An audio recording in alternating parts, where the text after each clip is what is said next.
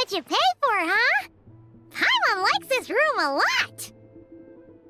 Yeah, much better now that we're out of the cold. Oh, thanks for taking such good care of Paimon. Honestly, she feels kind of bad for throwing a wrench in the works. If this were anywhere else, we'd be out investigating and adventuring by now. But instead, we're stuck here waiting for a doctor. You're right. No need to push ourselves too hard for no reason. A lot happened on our way into the city. Let's review what we've learned so far and try to figure out what to do next. Obviously, a million more question is, what is this Tsaritsa planning? Everything else leads back to that. Sure was. And so far, we've learned that in addition to the 7 Gnosis, her plan also requires a ton of energy. But we won't get to see her anytime soon. Alosha said that she went east to fight that big monster. It must be a pretty powerful one if it can blanket the whole of Snezhnaya in a snowstorm this awful. To be honest, what we're really lacking right now is information. The kind of information that only the higher-ups in the government would know. Not word on the street type of info. Paimon can think of a few people who might be able to help us. But... Right! And when we left Nogcry, Sandrone specifically left a message reminding us which side we're on. So, it's unlikely they'd tell us anything confidential about the Tsaritsa's grand plan. Yeah, fair point. Besides, that Glupov place is right nearby. We've got nothing to lose, so it'd be a waste not to go. There's gotta be someone there willing to talk to us, right? Maybe Arlecchino or Sandrone? Or possibly Tartaglia. But it's unlikely we could sweet-talk Arlecchino, let alone Sandrone. She basically told us to stay in her lane already. Yeah, the last time was all the way back in Fontaine, right?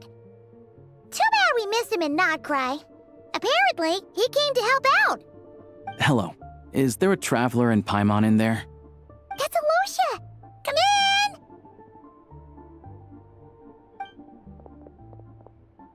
Hello, I'm Dr. Luneva. Alosha mentioned that one of you is feeling a little under the weather. I see. So you're my patient today, yes? And you're, Faye, I presume? Good question. Paimon's not too sure either, but she's definitely not the same kind of Fae as the ones we saw at the train station. Is that gonna be an issue? Not exactly. It's just, I'm used to treating human patients. Fae tend to be far more resilient than even the healthiest and most long-lived of humans. But don't worry, I do have some experience treating Fae. I've even diagnosed plenty of cats and dogs in my time. Safe to say, I have a fairly eclectic range of expertise. It'll be fine. Paimon's basically the same as a human. Right? We're no different when it comes down to it, are we? More like you don't eat enough. The more talking you do, the more you need to eat. Now, please take a seat.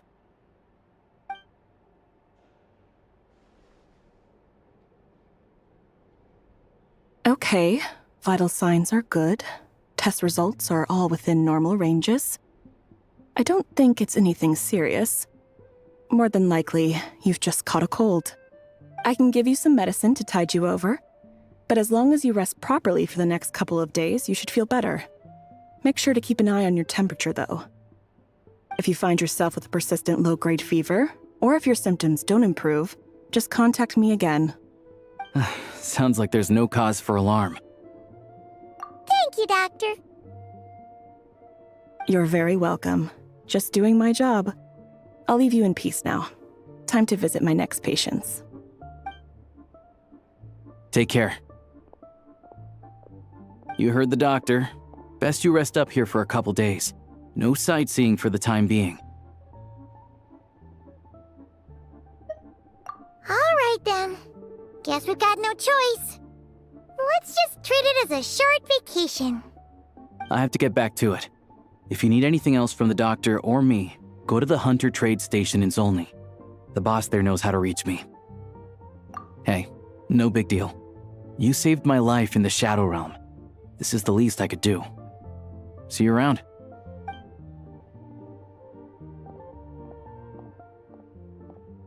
All right, time to find Child and see what he can tell me.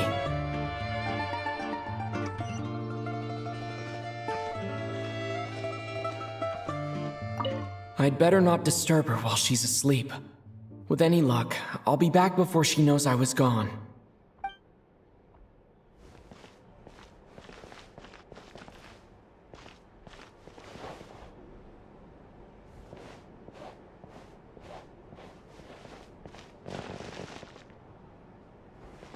Coming up. Back in my day. All right. All right. Now, 3 bottles of fire water. And then go out hunting.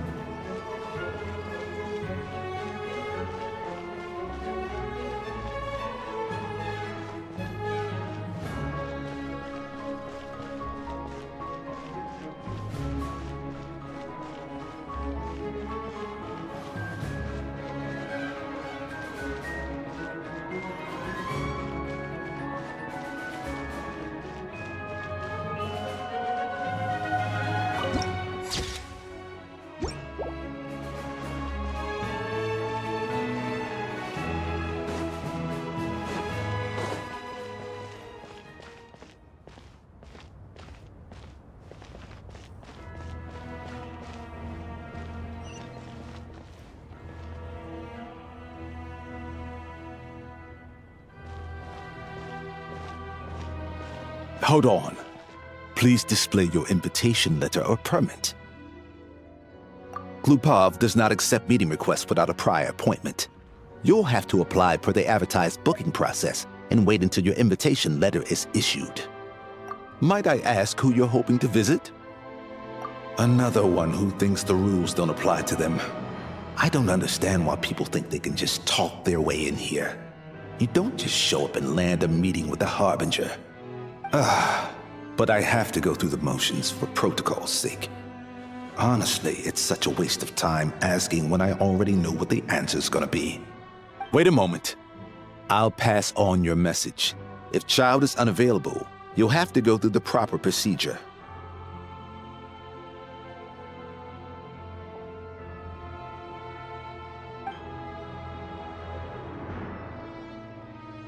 Lord Child is a busy man. He's probably not in Glupov at the present. If I were you, I'd cut your losses. No point even if you two are old friends as you claim. Please understand that the Fatui Harbingers are often busy with their official duties. They tend not to stay in Glupov for extended periods. Next time, stick to the rules. You'll make life easier for both of us, Greetings, Lady Marionette. I'll take care of our guest here. It's his first time in Snezhnaya, so it's no surprise that he doesn't know the rules yet. I trust no choice words have been exchanged. No misunderstandings I should be aware of. No, Lady Marionette. No incidents to report. Whew, that was a close call. Good thing I played it cool. Is that right? Good to know.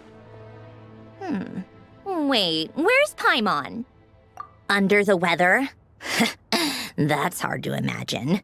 She's always buzzing with energy. I take it she's still adapting to the climate. Happens to a lot of people. It's even colder here than in Nodcry.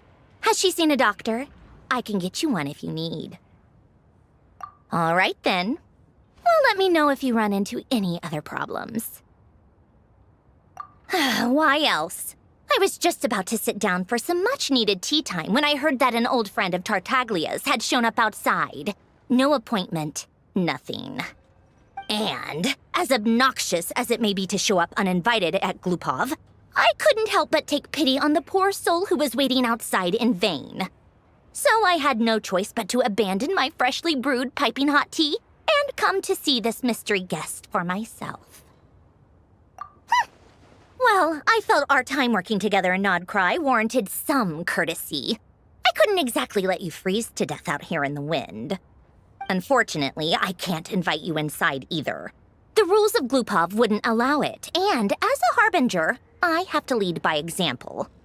On the plus side, Snezhnograd actually has some class, unlike Nasha Town. Torchlight Books has a very nice selection of teas and cakes, so we can catch up there. Your treat, of course. Because I already wasted one perfectly good cup of tea today. That's why.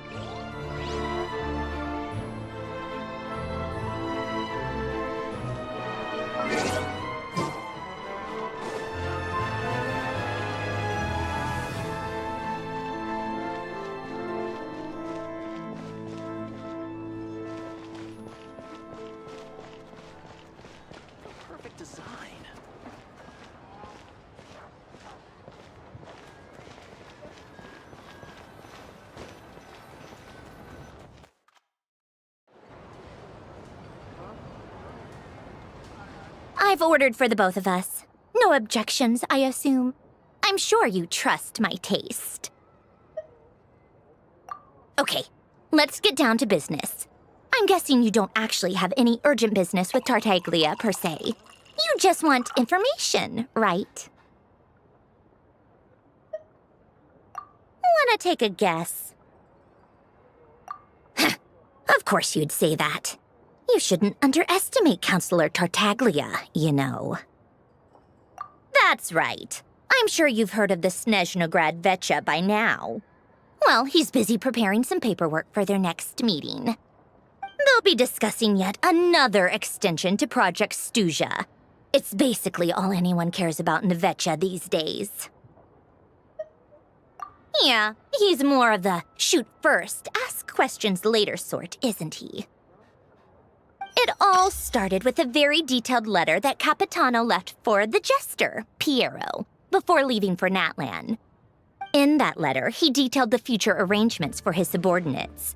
All of his key people were reassigned to Tartaglia. I guess he'd already prepared to leave us for good all the way back then. But Piero didn't reveal the contents of the letter until the events in Natlan had concluded. That was his reaction, too. Why me? With a bewildered look on his face. He'd always assumed Capitano looked down on him. He was a man who kept his thoughts to himself and barely spoke to him the whole time they'd known each other. But he occasionally brought Tartaglia along to my tea parties back in the day. So to the rest of us, it was clear that Capitano had quite a lot of respect for his young comrade. By the rest of us, I mean my tea party regulars. Arlecchino, Rosaline, and... actually, not Columbina. She was probably oblivious to it. Anyway, then the Liues situation happened. Normally, it took a lot to get under Capitano's skin, but that time he was furious. It's not really my place to talk about it, though. You can ask Tartaglia about it sometime. Basically, Tartaglia probably had the wrong idea about Capitano all along, right up until Piero revealed the letter he'd left behind. Capitano believed that despite Tartaglia's immaturity, he showed great potential. Plus, he possessed a kind of purity rarely seen among members of the Fatui. Yeah, it's one of the few things that I'd agree those two have in common. But there's one other reason why Capitano chose Tartaglia to assume command of his troops. He knew that after he was gone, several of the others would swoop in on his army like vultures. With the ones who stood to benefit the most being the rooster Pulcinella and regrator Pantalone. Once they divided Capitano's troops between them, they'd be more powerful than ever. No one would be able to stop them. So, you can see why Capitano chose to hand that letter to Piero, right? Exactly. Piero also needed to back a harbinger as soon as possible. And, all things considered, Tartaglia was the best choice. Even though Tartaglia has had the support of Northland Bank for a long time, he and Pantalone are ultimately not cut from the same cloth. I'd say Capitano made a good judgment call. Anyone else caught in this situation would probably feel like they'd been hung out to dry.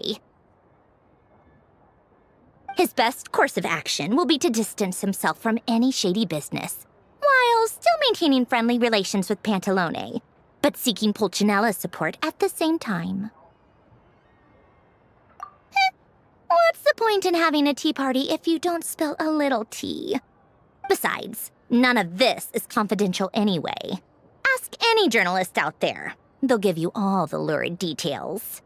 You'll see it firsthand if you ever sit in on a session of the Snezhnograd Vecha. All the factional strife, whether open or unspoken, it plays out for all to see in that one little room. Having a voice in the Vecha is the only way to steer policies in your favor. So, every person in that room represents a particular interest group. Pantalone, for instance, represents the financial sector, and Tartaglia represents the Fatui soldiers. Personally, I have no interest in political jousting, but since I have a number of engineers and researchers under my command, I have to make their voices heard. Then there's Pulcinella, the linchpin of the Vecha. He represents politics itself. Everything involves him, so nothing can bypass him. Any issue that comes up, he knows how to mediate. That's what the Tsaritsa values most about him. I'm starting to see why everyone is so frustrated with the way things are, but also powerless to change it. A complex web of interests connects all parties involved, and the Tsaritsa sitting at the top adds another layer of complexity. It must be nearly impossible to come up with a perfect solution. All right, I'm done carrying this conversation. Time for you to answer a question of mine. You must have known that you can get the info you needed from me. So why was Tartaglia the first person you asked to see and not me? Huh? Jealous? As if. Wait. Oh, I think I know what it is. Columbina passed on my message to you before you left Not Cry, right? I only meant you should be mindful of which side you're on. Is that actually why you didn't ask for me? Because you took that to heart? Fair enough. It's not your fault. I blame all these politicians I've been hanging around with lately. Always beating about the bush when they talk. I guess it must have rubbed off on me. Anyway, just ask for my help next time, okay? Little things like this are no problem. Lady Marionette. What now? Can't you see I'm on my break? Whatever it is, just leave it on my desk. I'll look at it later. Sorry to disturb you during your break, ma'am, but I'm afraid it's an emergency. Isn't it always? I've told you before, fixing the tracks and transporting ice blocks does not constitute an emergency. The equipment in Svietlolaidovka is in urgent need of maintenance. With how the weather's been recently, we suspect that the cause is a buildup of snow, exceeding the maximum weight limit. The supports on one of the machines broke and fell, awakening a dormant beast and leaving many of the ice miners trapped in a nearby ice cave. Luckily, Odette's team was nearby and launched a rescue operation, but we're still facing a severe manpower shortage for both the rescue and engineering teams. I guess that's it then. Our tea party will have to end here. I'm the only engineer you'll need. Do you actually want to come with, or are you just saying that? Nice of you to return the favor. I'll have a couple of people look after Paimon. They can let her know that you had to step out for a while. Given how urgent this is, I'm sure she'll understand. And honestly, I'd rather have your help than anyone else's. Between your skills and experience, you'd be reliable help. Then let's go. You, take 2 people to Pavourier restaurant. Find his room and watch it like a hawk until we get back. If anything happens to Paimon, you'll be answering to me. Yes, Lady Marionette.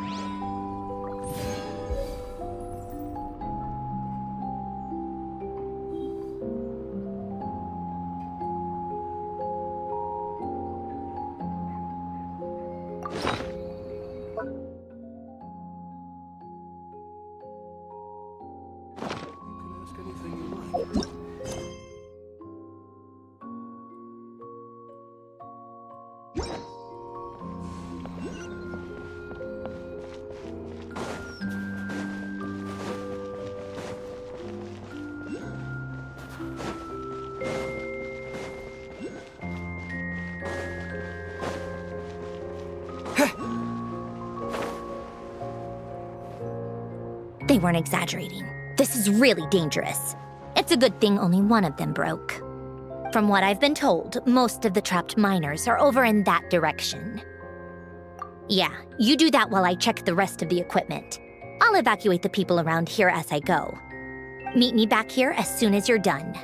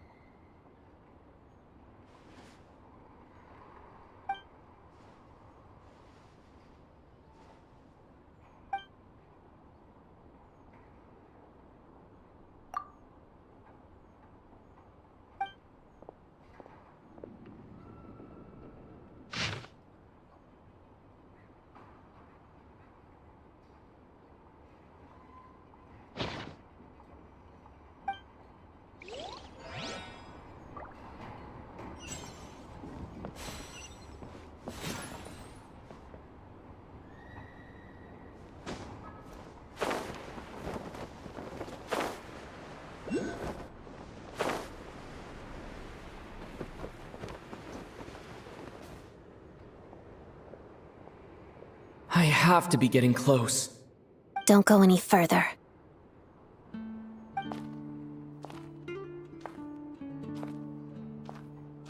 It's too dangerous here. There's a highly aggressive monster on the prowl. You need to leave, now. Ah, I see. You're the backup from Snezhnegrad. Well, I'm Odette. Good to meet you. Ah, so this is Odette. She was the first member of the Fatui on the scene. There are 5 people trapped in the cave. Monster type is unknown, and so is its location. Let's go. Every second counts.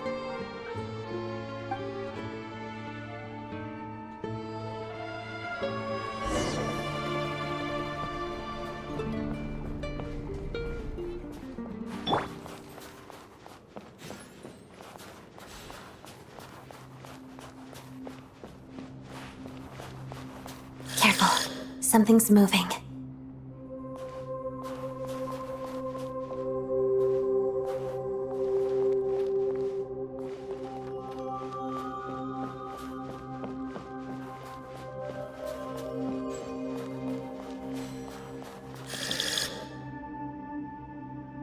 This must be the monster's shadow. Looks like a tough opponent.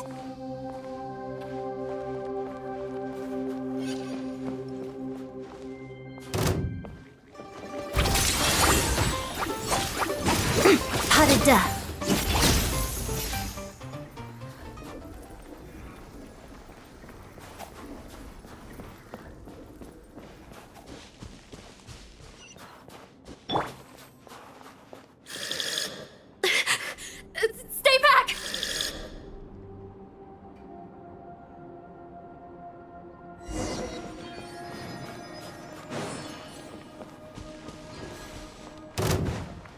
together.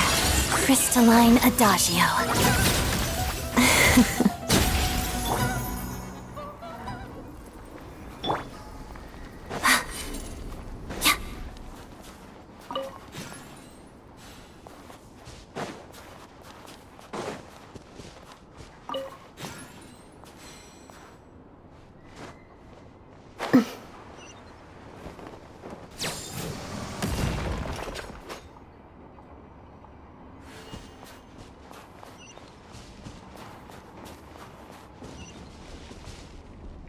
I see them.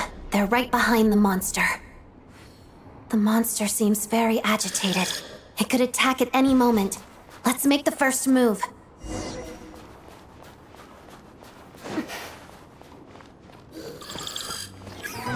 Shadow me. Potted death. Take this! Bellowing thunder! Yeah.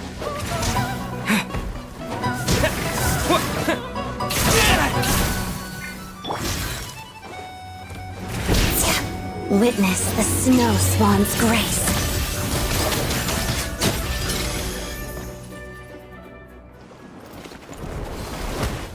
Oh, thank you for saving us.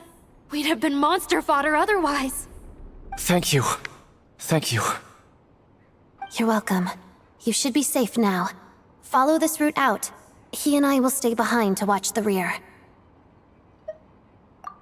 Thank you. Come on, let's go. This way!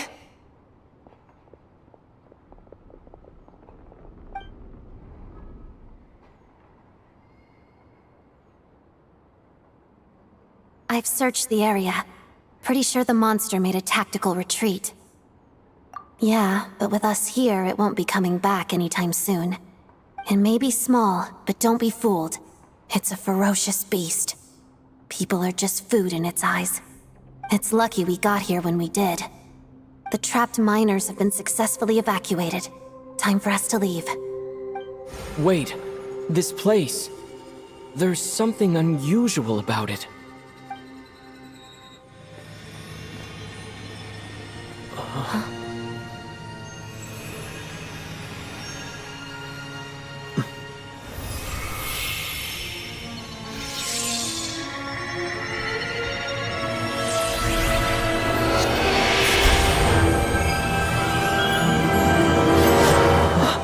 What is that? I don't know. It's back? Guess it has family.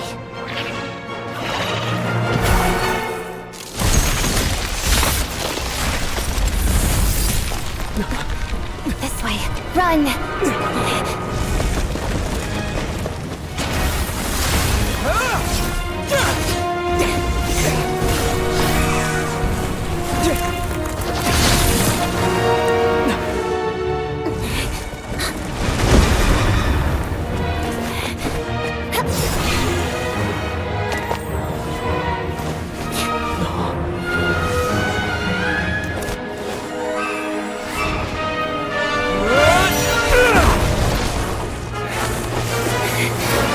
Thanks. Let's get out of here.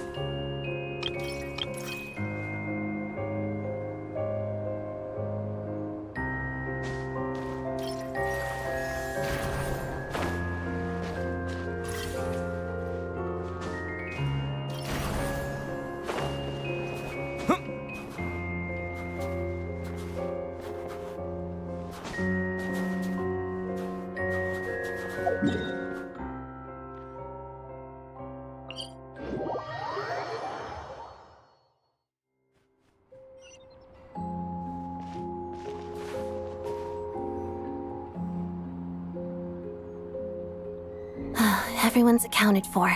We managed to rescue them all. We also placed a sign at the entrance to the cave, warning people to stay away. You really held your own today. I still don't know your name. Don't think I've seen you before. I'll remember the name. All right then. See you around. Hello, Lady Marionette. I hear the rescue operation was a great success. I knew I could count on you. What brings you here, Odette? Here for a performance? No, a Fatui mission. I happened to be nearby and heard the crash. She hasn't introduced herself then. Odette is the prima ballerina of Snezhnograd. She's quite the celebrity. If you ever hear people mention the two crowning jewels of the Korailievsky troupe, they're talking about Odette and the prima donna, Vodianitsa. On top of that, Odette's also a rising Fatui star. It's looking likely she'll inherit the title of the Fair Lady. She learned all her combat skills from Rosaline herself. Used to be one of her most valued subordinates, too. You flatter me, Lady Marionette. If she's Rosaline's protege, that makes me... Never mind. There's no need to bring it up. No point making things awkward. How's progress on your end, Lady Marionette? Equally successful. I finished reinforcing all the equipment. Took me a little longer without Polonia's help. But the outcome is the same, of course. Even if the heavy snowfall summoned by that monster lasts for another 3 months straight, this equipment won't give way. All right, now that we're done here, it's time to get out of this blizzard. Sure, but Snezhnograd will send someone to investigate and draw up a relief plan. And I guess I'll have to write the incident report myself this time, since it involves a mechanical malfunction. First, Pantalone needs to approve the budget, then Pulcinella has to sign off on the plan. Once they've argued it out and reached a compromise, we can move forward. That's the rough process anyway. Could take anywhere from a couple of weeks to a couple of months, depending on how smoothly it goes. Yup, nothing we can do about it. There's a whole stack of incident reports like this back at the office. The snow has eased a little for now, but there's no telling when that will change with that monster still at large. Fuel for heating is in short supply, and relief is weeks away. There's no immediate threat to life, but still, it just feels like there should be a better way. Hey, quit daydreaming. Let's get back to Snezhnograd. When did you get a new sword? I found it in a cave. It handles pretty nicely. You have a strange affinity for second-hand swords.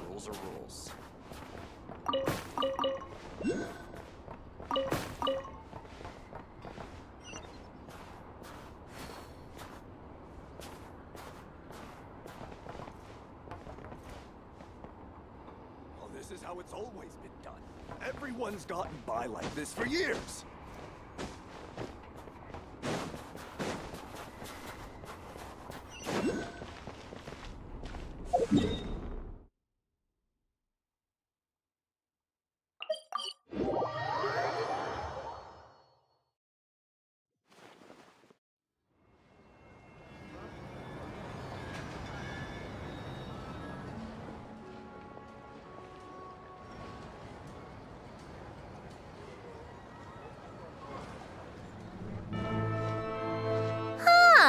Well, if it isn't Counselor Tartaglia, Mr. Big Shot himself. Go easy on me, all right?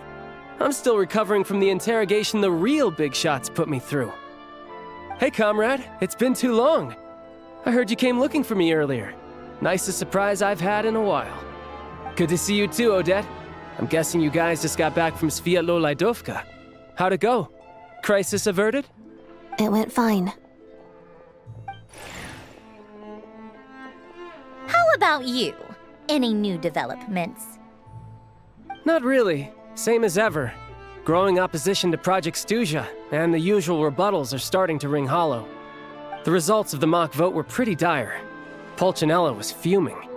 I've never seen the old man so angry. That's not good news.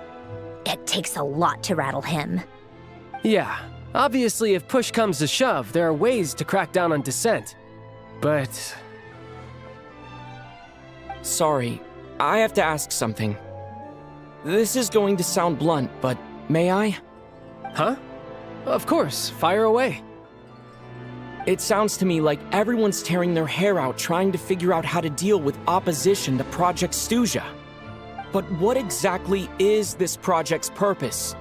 And how can it be so important that even people like you two refuse to stand up for the ordinary people of Snezhnaya?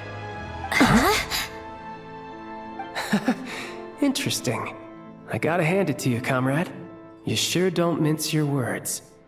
Excuse him? What does he mean, refuse to stand up for ordinary people? Oh my gosh. How does he dare speak to the Harbingers like that? Are you interrogating us now? It's okay, Sandrone. Let me explain. I think I understand where he's coming from. If I could, I'd take your side right now. In fact, my position's very similar to yours. I've only held back on casting a dissenting vote in the Vecha because the Tsaritsa would never let me get away with it. Still, I have a responsibility to the Fatui armed forces, so I do what I can to make their voices heard. Most of them are just regular folks from small towns far from the capital. I'm sure you've seen how much those kinds of places are struggling right now. Oh, and for what it's worth, I'm from Arepasak myself. Things aren't going so swell there either. The Tsaritsa wants to create a better, safer future for the people of Snezhnaya, but she's thinking long-term. I don't doubt that from where you're standing, Project Stuja seems to be creating all sorts of issues for everyone.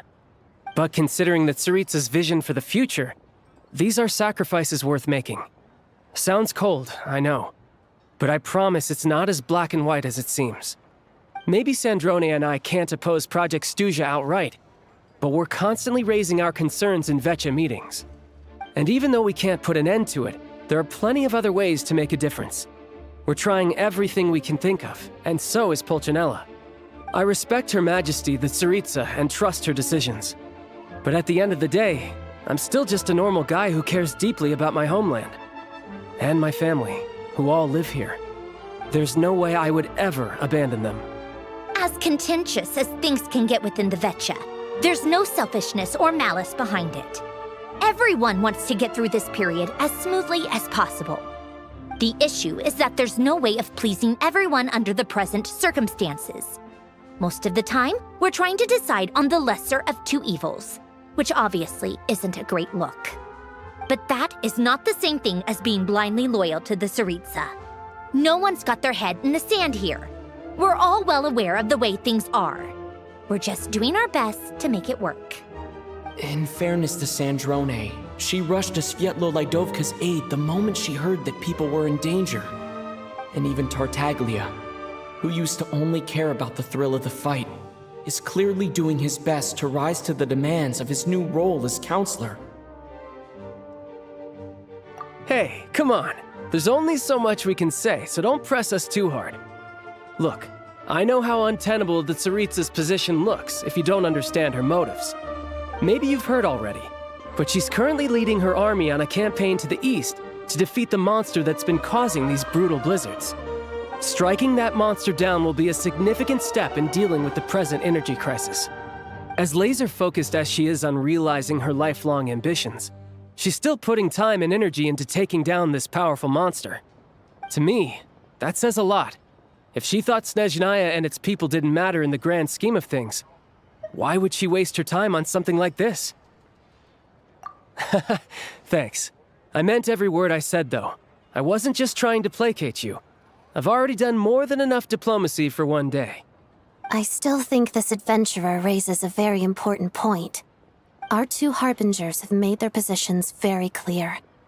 But there are many others in the Vetcha who must feel trapped and forced to vote against their conscience.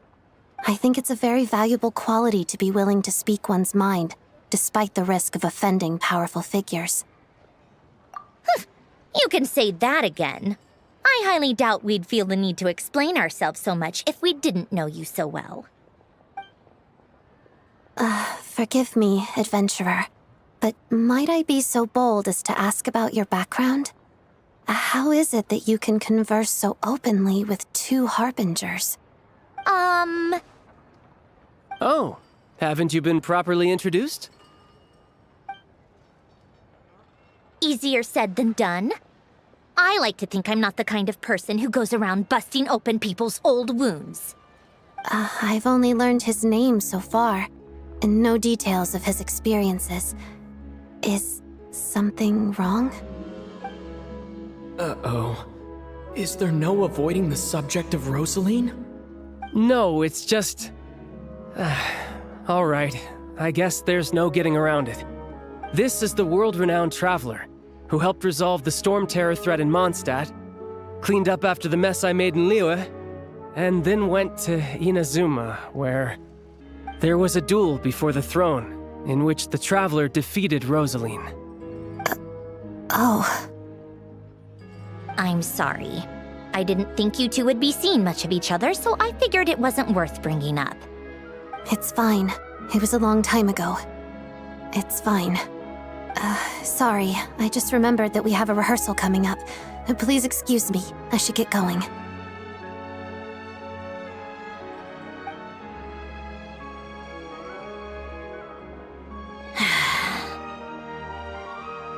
I've mentioned this to you before, remember?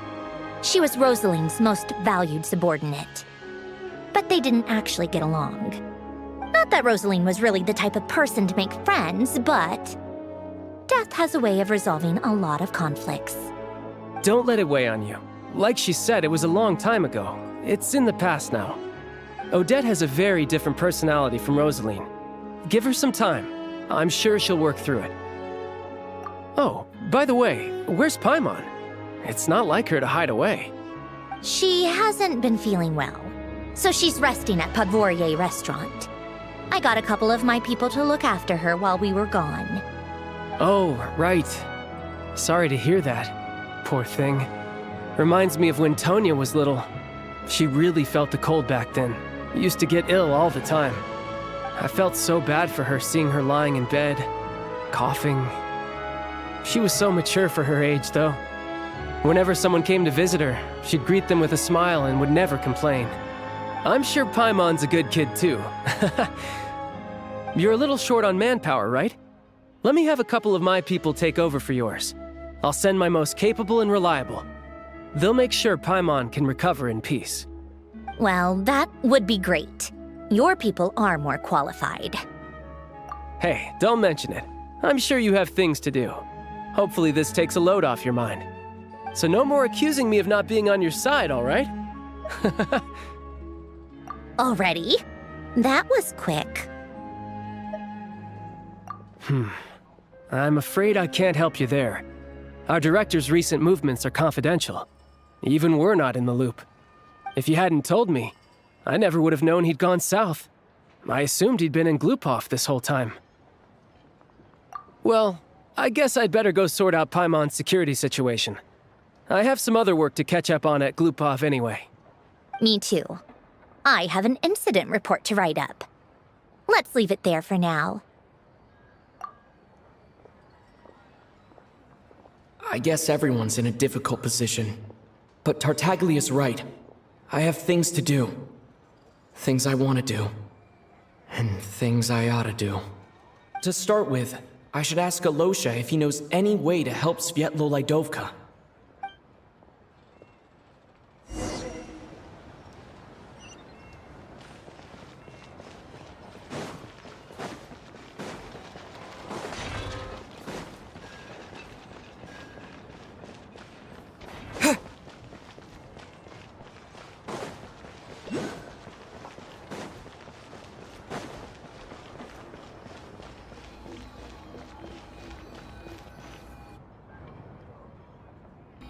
How strange.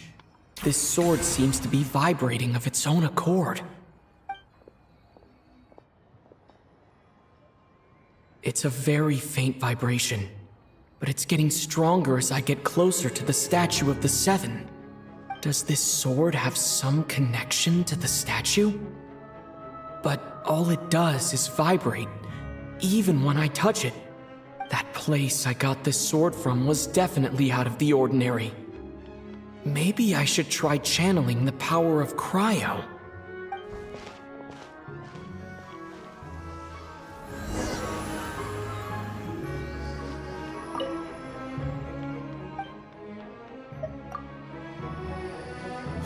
It worked. There really is something special about this sword.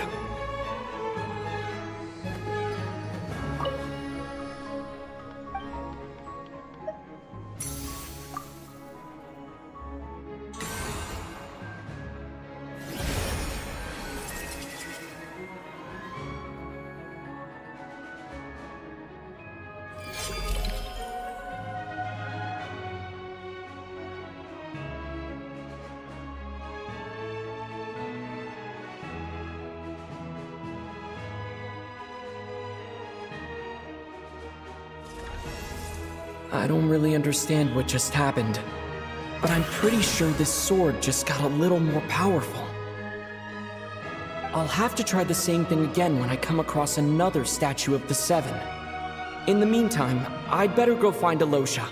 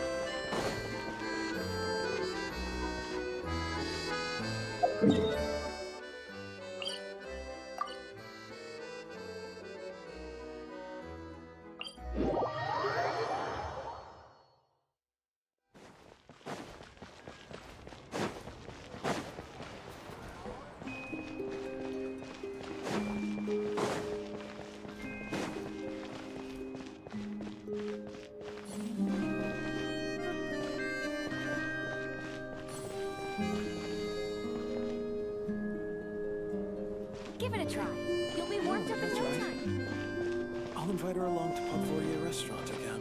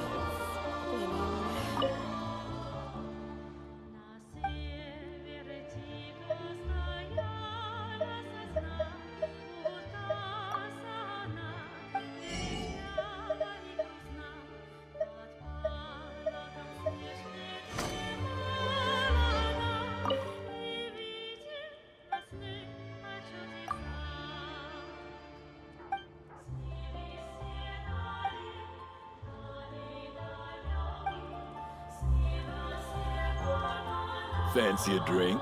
The cheap and refreshing kind.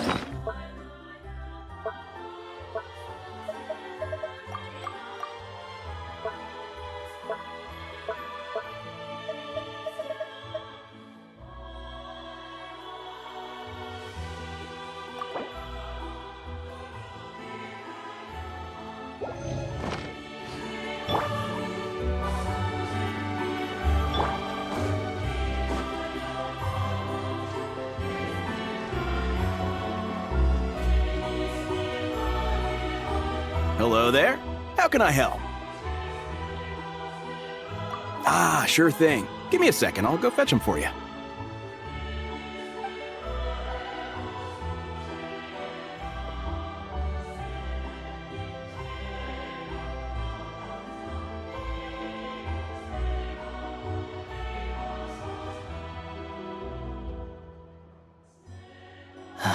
It's a familiar story. I've had similar experiences. Although Snezhnegrad doesn't deliberately delay or withhold relief, those first few days of waiting for help are always the hardest. It's a fundamental contradiction. If emergency relief can't be delivered in time, what's the point in even calling it emergency relief? Not necessarily. I think there's a good chance that Krasny Krystal from Stratomoros will start flowing into the market. When we resolve Stratomoros' energy issue, it's like we open the floodgates. A huge backlog of crystal is now available to the townspeople. There's no way they can use it up at once. A lot of them will probably stockpile it and slowly work their way through. Probably a good idea, since energy prices are only going to keep rising. But there will always be people who urgently need Mora. Exactly. At the current prices, selling crystal is an easy way for an ordinary person to make a fortune. Hey boss, how much do I have left in my account? 1 second, let me check. So, you're planning on buying the crystal out of your own pocket? Yeah. I don't know if I have enough, so I'll chip in a little extra and buy as much as I can afford. No, it's fine. You're new to Snezhnaya, and you have your own living expenses to worry about. Besides, you're already providing the train. Here's your Mora. See what you can find at the market, but I doubt there'll be much crystal left. Yeah, well, can't hurt to take a look. Let's see. Huh?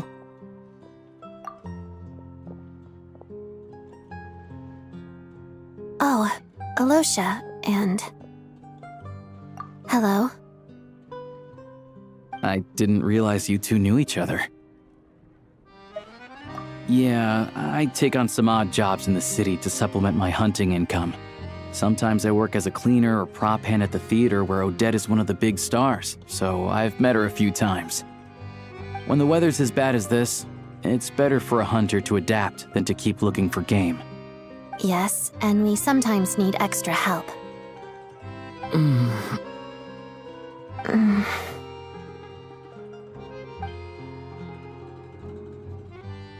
Wait, why is the atmosphere so awkward? I thought things went pretty smoothly in Svietlo-Lidovka. So, what brings you here, Miss Odette? Looking for some new props? No. After I got back to the theater, I couldn't stop thinking about the situation in Svietlo-Lidovka. It bothered me so much I couldn't focus on my dancing. So I decided I'd come here and see if there's anything I can do. You too, I presume. I suppose that's why you're here. I didn't feel comfortable expressing my true opinions in front of the Harbingers. Not least because ordinary Fatui like me don't even know what Project Stuja is all about. Without knowing the full picture, I can't make sense of it. And at some point, if things aren't making sense to me, I can't just keep going along with it. So many people feel the same way. They wish they could do something, but all kinds of reservations hold them back. Explains why groups like the Rokot are springing up to fill the gap. Yes.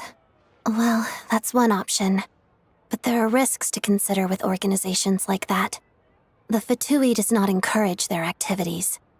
Right, because things can get out of hand, and it's hard to hold the right people accountable when they do. I've heard about a few cases like that. Sandrone said Odette was on track to inherit the title of the Fair Lady. If so, she'll be able to find out what Project Stuja is really about. Still, it's probably a little soon to ask her about that. There may be more to the story. What's on your mind? I think we can both agree that no matter which side you're on, it can't stop you from doing the right thing. Where there's a will, there's a way. I know what Rosaline did while she was abroad. You made the right decision, so no hard feelings. So, what's your plan? Oh, we were gonna buy some crystal. I heard there's some on the market right now. Funny. I had the same idea. In that case, let me pay. I can claim it back as mission expenses. The real issue here is that government relief is behind schedule. Surely it makes more sense for the state to cover these costs than for us to pay out of our own pockets. True. It's a huge expense after all.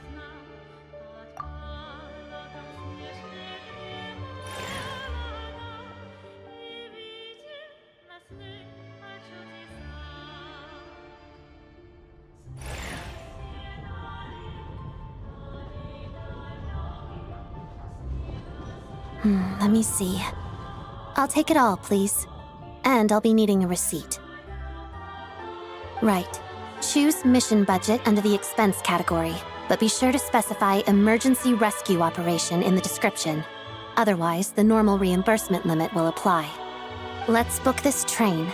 Regulations say that if we need to transport Kresnik Crystal during Project Stuja, extra carriages can be added 1 hour before departure.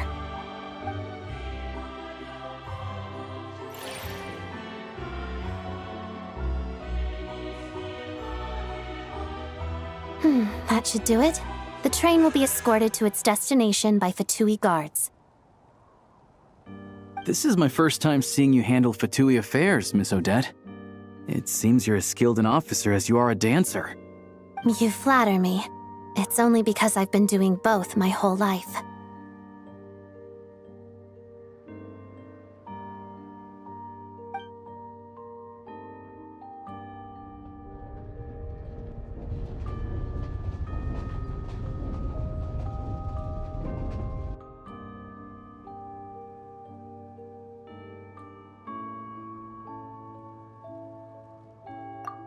Anyway, I bet you've been non-stop today, am I right? Any idea how Paimon's doing? What's wrong?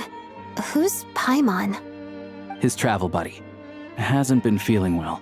She caught a cold right after they got to Snezhnaya. Sounds like she's important to you. I can't believe you've been dealing with this on top of everything you've been doing to help the people of Snezhnaya. I've got nothing going on right now, so I'll join you. I want to see how she's doing. May I come too? I have some candy that someone gave me back in Svietlo-Laidovka.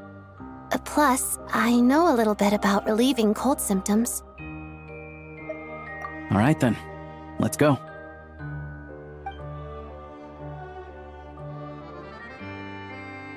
I still don't know what the deal is between these two, but at least the tension seems to have vanished. A good sign, hopefully.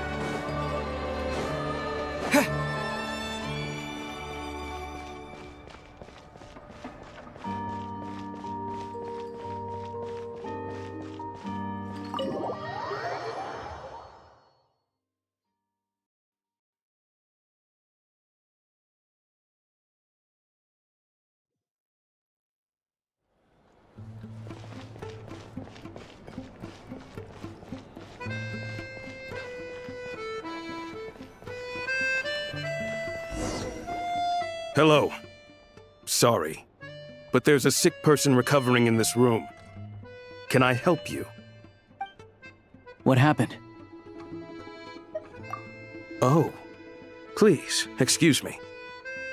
Are you the Traveler? Could I take a quick look at your Adventurer Handbook? Master Child said I should verify your identity.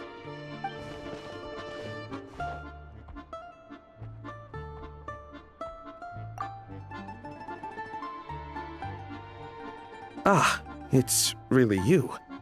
Sorry for the inconvenience. We're under strict orders from Master Child to keep this room well guarded. At the same time, we can't interfere with Podvoye Restaurant's business. That would only seem all the more suspicious and draw unwanted attention to this room. Besides myself, a few of my colleagues are stationed in and around the restaurant, in plain clothes, of course. Rest assured, you're in safe hands. I didn't expect such a high standard of protection. Well, Master Child handpicked us for this special assignment. We're not about to let anything go wrong. Anyway, I won't keep you any longer. Please, head inside.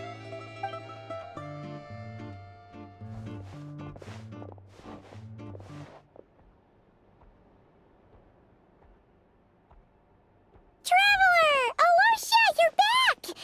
Oh, hey! Who's our new friend? Hi, I'm Odette. The Traveler and I crossed paths a few times. Another friend from the Fatui, huh? You're practically a member yourself by this point. Paimon's definitely on the mend. We should be back to our usual travels in a few days' time. Seems like that doctor was right. It's just... Paimon's limbs are still feeling a little chilly. I have just the thing. Whoa! What's this? Is that a flame inside an ice cube? Wait, is this real ice? How's it not melting? And how does the fire keep on burning? All keen observations. You're right. This is called core ignis. Whenever I've caught a cold in the past, I found I recover much more quickly if I place this by my bed. You're welcome to borrow it. Awesome! Wow! It's so nice and warm! Oh, it's like magic. Your name was Odette, right? How did you two meet again? Looks like she's in pretty good spirits. That's a relief. Any progress with your investigation yet? No surprises there, I'm sure. They're not likely to let anything slip. The Rokad, huh? Let me think. Members of the Rokot keep their true identities hidden, but I think there might be someone I can introduce you to. Leave it with me. Meet me at the Korolyevsky troop tomorrow, and I'll tell you how it goes. Would anyone like a drink?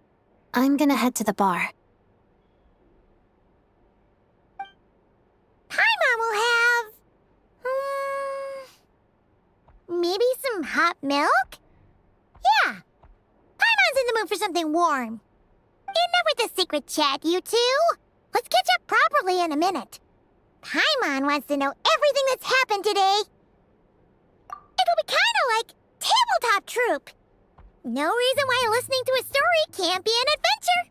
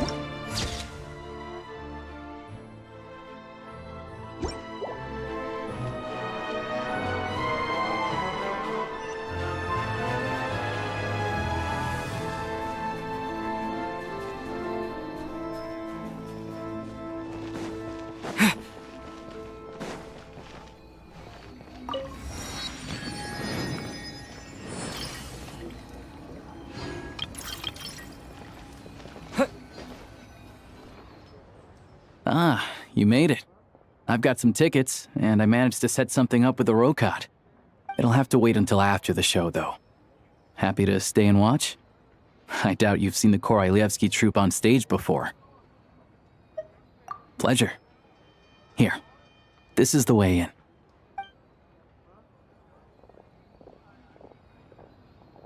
Please present yourself for a routine inspection in accordance with theater regulations. Thank you.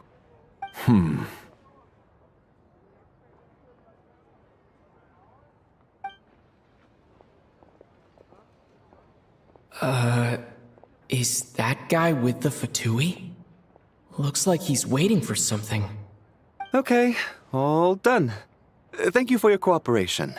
Please proceed through to the theater.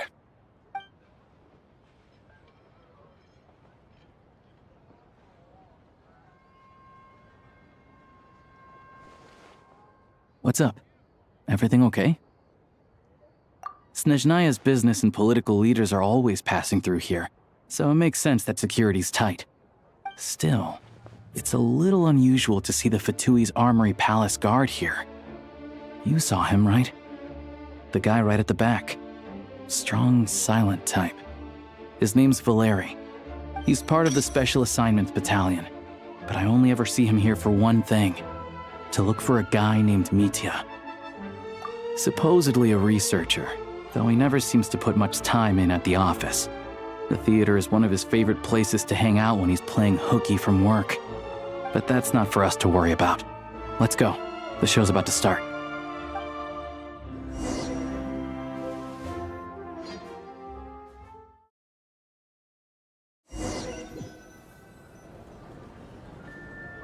What do you think? Pretty impressive, huh?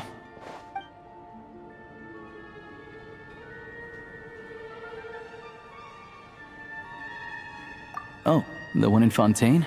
I hear it's iconic. Never seen it for myself, though. Here we are, just in time. Sorry, coming through.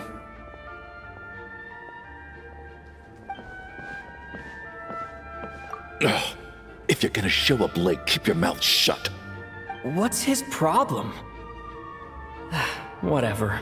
No point arguing with people like that. Look, there she is. That's who I'm introducing you to later. She's the lead singer of the troupe, Vodyanitsa.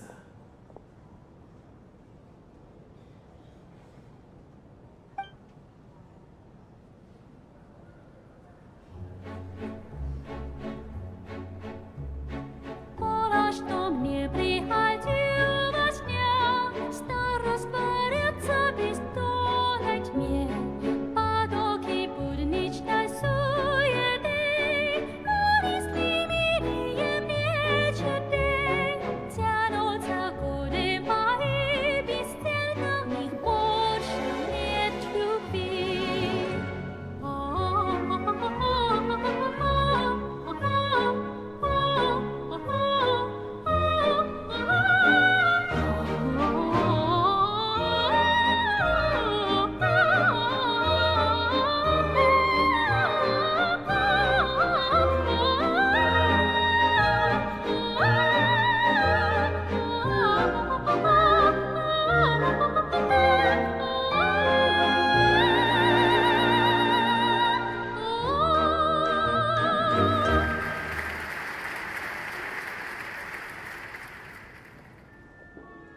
This leads directly to the green room.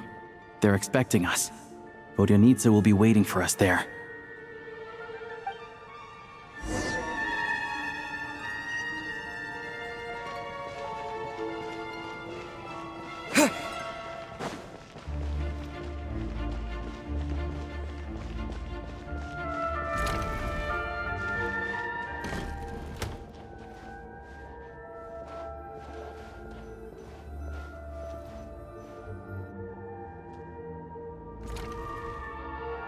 Hey there.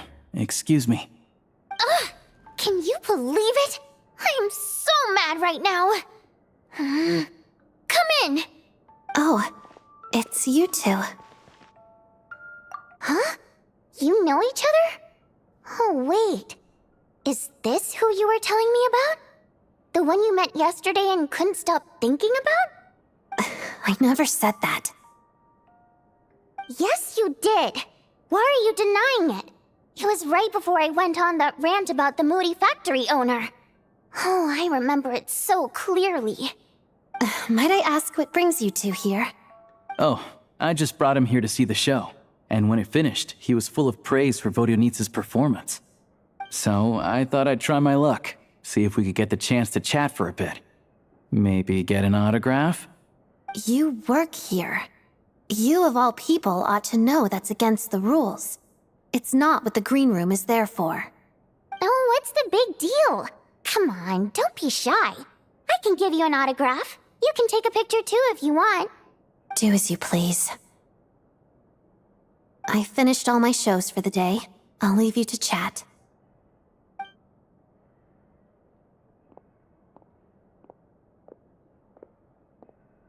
I wasn't making that stuff up, you know. Odette's just too proud to admit it. She thinks very highly of you, and so do I. You did the right thing in Svetloladovka. We're good. Odette's out of earshot. I'll lock the door. Confidentiality, of course. The Rokot is very strict on that. Whoa, Alosha! Not out loud! Not with an outsider here. Relax, I've taken care of it. Look at this. The president's reply sent this morning. Wait, so he's been approved to join? You told me last night that you wanted to get intel from the Rokot. Unfortunately, Rokot intel is only available to members. But ever since you set foot in Snezhnaya, we've been working together. I've seen the way you work, your character, and your motives. Everything about you is perfectly in alignment with what we're trying to achieve in the Rokot. So I figured I might as well cut to the chase. I wrote a letter to the president explaining your situation, including just the right amount of detail. His approval came very quickly. Of course, it's still your decision whether you want to join or not. We'll respect your choice.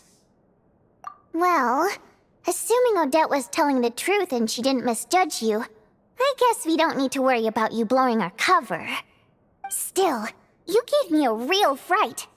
I didn't know that's why you came looking for me. So, that stuff you said about admiring my performance, was that just because Odette was here? Did you Now you're talking. That's what I like to hear. Anyway, let me give you a quick rundown of how things work. Like I said, the Rokot is a covert organization, and we hide our identities. Members typically don't meet in person or even know each other's identities. This helps us maintain a high level of independence and secrecy. So, that stuff you said about admiring my performance, was that just because Odette was here? Did you actually mean it? Because of this, members are basically free to decide their methods without constraints, so long as the outcome of any activity doesn't violate the organization's principles. After all, we don't have any ostensible contact with each other. This way, if anything goes wrong, no one else will be implicated. Beyond the freedom to choose how you operate, it's also your choice whether to act at all. We have plenty of members who have yet to take any action. In short, joining the Rokot in and of itself won't place any restrictions on your activity in Snezhnaya. There's a code of conduct you can read if it interests you. But basically, as long as you don't plan on using your anonymity to go around doing evil, you'll be fine. I tried reading it 5 or 6 times. Never made it all the way through. Even the most lackluster script makes for more interesting reading. Great. Then I'll go grab an official application form. Be right back.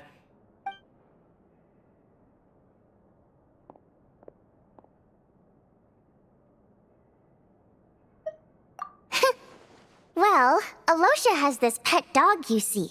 His name's Tagarin, and this one time, Alosha brought him backstage. Tagarin took quite a liking to me, so I played with him for a little bit and fed him some treats. Then, the Rokot was out on a mission one day, and even though we were all in disguise, Tagarin recognized me right away. Just a coincidence, really. We didn't report it to the higher-ups, though, to avoid dealing with the fallout. Like, my job at the theater, for instance. I really needed to make ends meet. By the way, what were you complaining about just before we came in? Did everything go okay with Chuganov? Everything did not go okay. That's why I was so mad. I tried to make some small talk with him before I went on stage to fish for intel about the Iskra manufacturing plant. But he wouldn't take the bait. No matter what I said, he kept dodging the question. And then he started complaining. He said he didn't appreciate his second-rate seat in the stalls because he usually gets a private box. I mean, what did he expect? Everyone knows that if you want a box seat, you buy a ticket well in advance. But instead, he sends me a letter the day before the show when we're practically sold out. I had to juggle things around just to get him a half-decent seat, hoping he would appreciate the gesture enough to share some information. But nope, he didn't give me anything. Yeah, meeting Chuganov in person has definitely been a disappointing experience. Oh, you probably don't know who we're talking about, do you? Chuganov was that older guy you were sitting next to today. I'm sure he didn't make a great first impression on you either. To the citizenry, he's a family man and a kind boss. But our interactions with him tell a very different story. It's one thing to ask for a favor, but he acts like it's his right. He always expects special treatment. Take the ticket situation, for instance. I've actually gotten him a private box in the past. But not only was he not even grateful, now he's acting like I've sold him short this time. Not to mention that he's never paid for a single one of his tickets. And another thing, if he's such a big family man, why doesn't he bring his wife and daughter to see the show once in a while? I've never seen them here, not even once. Calm down, Vodyanitsa. If you won't do it the easy way, we'll have to try the hard way. But first things first, here's your application form. Go ahead and fill it out.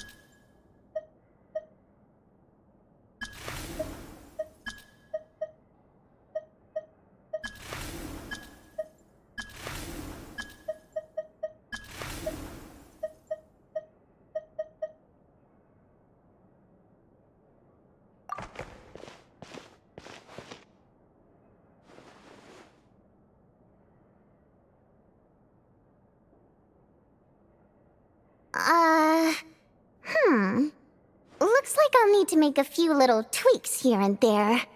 But other than that, you're good to go. We'll hold on to this for you. All right. Now that we're officially Rokot comrades, I can tell you. Chukhanov is the target of our current operation.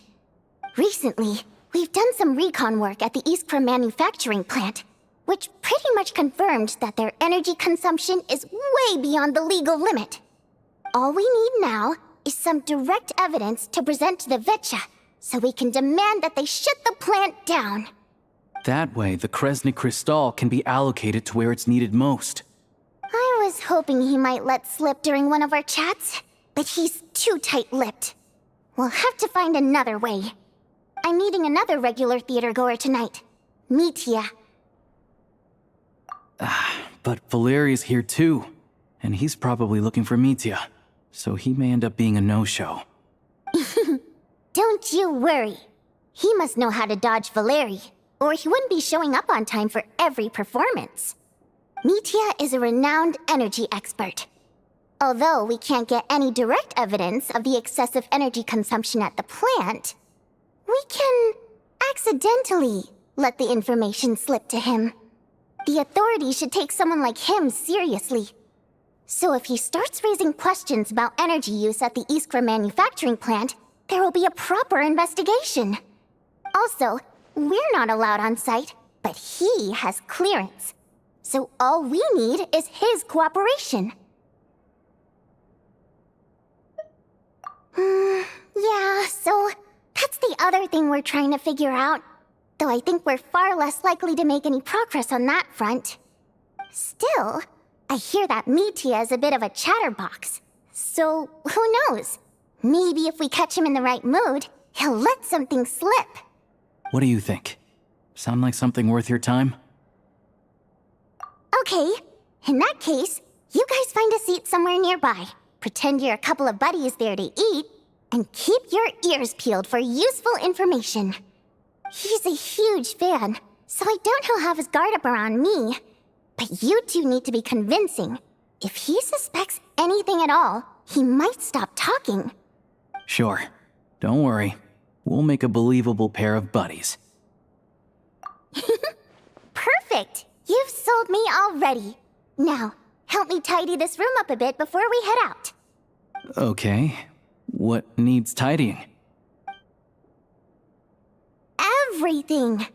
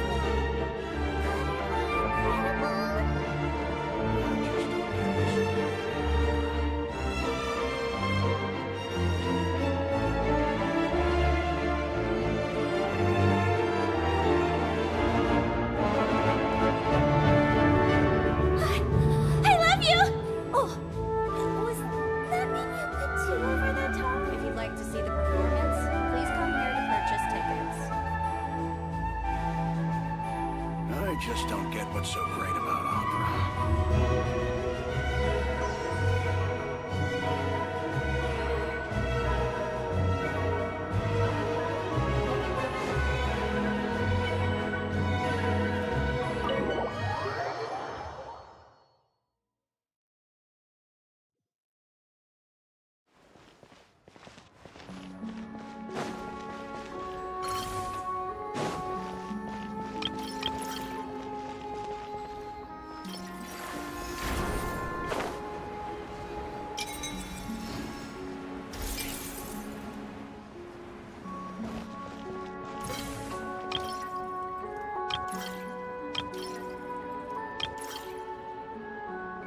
It's already this late.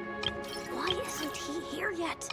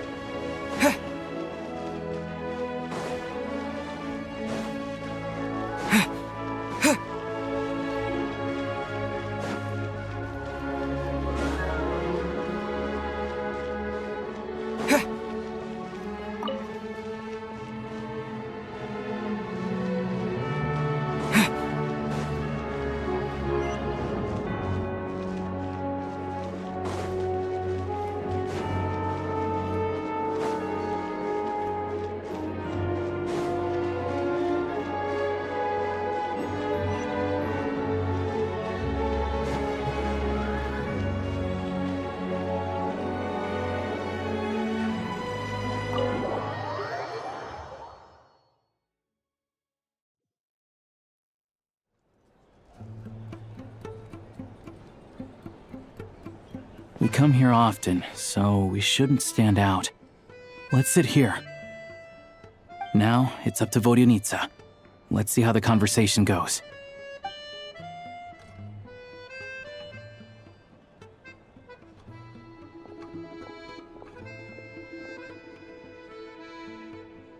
Mr. Mitya! Over here! Over here! Oh, sorry. I got a little held up on my way here. Now we have even less time than we planned. Go ahead and order some snacks and drinks, whatever you like. Let me see. According to my schedule, we still have 25 minutes left. You're really pressed for time today, huh? I was imagining this would be a leisurely chat. If you'd prefer, we can always reschedule for another afternoon when you have more time. No need. Getting to meet the lead singer is a very precious opportunity for me. I'm not about to pass it up. I've already had to decline your invitation several times because our schedules rarely align. If I don't grab this chance while it's here, who knows when the next one will come around? Well, it's very kind of you to make time just for me. I'm not too sure, to be honest. But Snezhnaya's full of weird and wonderful things like that, so people tend not to bat an eye. I'm sure the same will go for the Eye of Grey and Paimon. The reason I invited you out for tea and a chat today was to get some feedback from a true fan of the theater. Well, I genuinely have nothing bad to say. No matter how many times I hear you sing, it never gets old. It always seems fresh and new somehow. Maybe it's because the more times I listen, the more details I notice. Or maybe you simply improve with every performance, delivering it better each time. Thank you! I'm delighted to hear that! Could you give me any specific examples? Oh, yeah. The piece you sang today, for example. Beneath the Frozen River? Hey, what's with you? I'm just praising a good performance. I always used to find that such a bleak and lonely song. But the more you listen, the more you realize that it's not as cold and nihilistic as it appears. When you really dig down into it, there's a certain level where you're surprised by the emergence of hope. Wow, I'm impressed. I didn't expect you to pick up on that. Actually, I only tried out that angle after talking with a composer. Still, Beneath the Frozen River wasn't on today's program. Oh, really? But it's a classic. You sing it every time. Almost every time. Oh, well then. Let me say a few words about that other all-time classic, Flying in the Wind from the Mountain Sparrow. I didn't sing that one today either. My voice wasn't quite up to it, so I switched it out at the last minute. Oh, but, Sorry, Mr. Mitya, but you were at the theater today, yes? Of course I was. Remember? I said hello to all the troupe members before the show started. You, Odette, and the others. So what did Odette sing today? Elegy of the Snow-Winged Goose, of course. Correct. I see. You find my singing boring, don't you? That's why you don't remember a single song. Looks like I'll need to cut a few from the program next time. No, that's not it. I swear. All right. I'll be straight with you. I'm sorry. My mind was wandering as you took the stage today. I enjoy watching your shows because the exquisite performances stimulate the mind. It always sparks some inspiration for my research. So, whenever I get stuck at work, I come to the theater for a change of pace. Odette's dance during the elegy of the snow-winged goose today was simply incredible. It got me wondering what she's been going through recently. That look of sheer defiance in the face of utter tragedy? It was so inspiring. I started scribbling in my notebook right away. Not that I made a ton of progress in the grand scheme of things, but I still think it was productive. By the time I snapped out of it, the entire show had finished. So what you're saying is, you didn't listen to my singing at all? Unfortunately not. I'm sorry. I don't know which is more disrespectful. The fact that I don't always come for the show itself, or the fact that I missed your performance. Seems like things are getting a little awkward. Mitya just stepped into a conversational minefield. If there's one thing Vodyanitsa doesn't like, it's people who show disrespect for her performance. This meeting was so hard to set up. Don't tell me it's already falling apart. It's fine. I suppose this is affirming in its own way. At least, it shows that our performance really touches people's hearts, right? Don't let it bother you. It certainly doesn't bother me. She's showing a lot of restraint. Well, I'll be sure to let Odette know how much you adored her performance. Please don't say that. I always love your performances too. It's just that inspiration struck at the wrong time today. I'm usually all ears. I know, I can tell. That's why I value your opinion. I'm sure some people can't stand it when others praise their coworkers right to their face, but not me. No, sir. Fair enough. I still feel kinda bad, though. But you know what I really can't stand? People who only show up to the theater to pretend that they're cultured. Makes me sick to my stomach. Oh, yeah, 100%. There are too many of those people around. By the time they're walking out the door, they've forgotten all about the show. What's wrong? You look furious. I don't know if you've heard about the boss of the Iskra manufacturing plant. He isn't even a theater investor, but he always demands the same privileges as actual investors. Box tickets only, premium drinks, even the right to request specific songs. Well played, Vodyanitsa. Seems like she's harnessing her rage to steer the conversation back on track. Now that you mention it, I've interacted with that guy before. I gotta say, everyone holds him up as an example of a benevolent businessman, but I don't know. I don't see it. Yeah, he couldn't care less about what's happening on stage. He's just there to flaunt his social status. I hate that I have to prepare programs for guys like that. What's the big deal with that factory he runs anyway? I asked around a bit and heard some pretty shocking stories. Sounds like he's just another greedy capitalist. Oh, really? Yep, the things people are saying are pretty damning. Low wages, insanely long working hours, equipment running around the clock.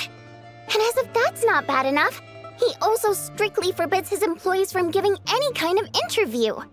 Project Stuja has now been extended so many times, we're at the point where crystal rations for the common folk are barely enough to survive on. Yet he even wants to get his greedy hands on them just to boost his own profits.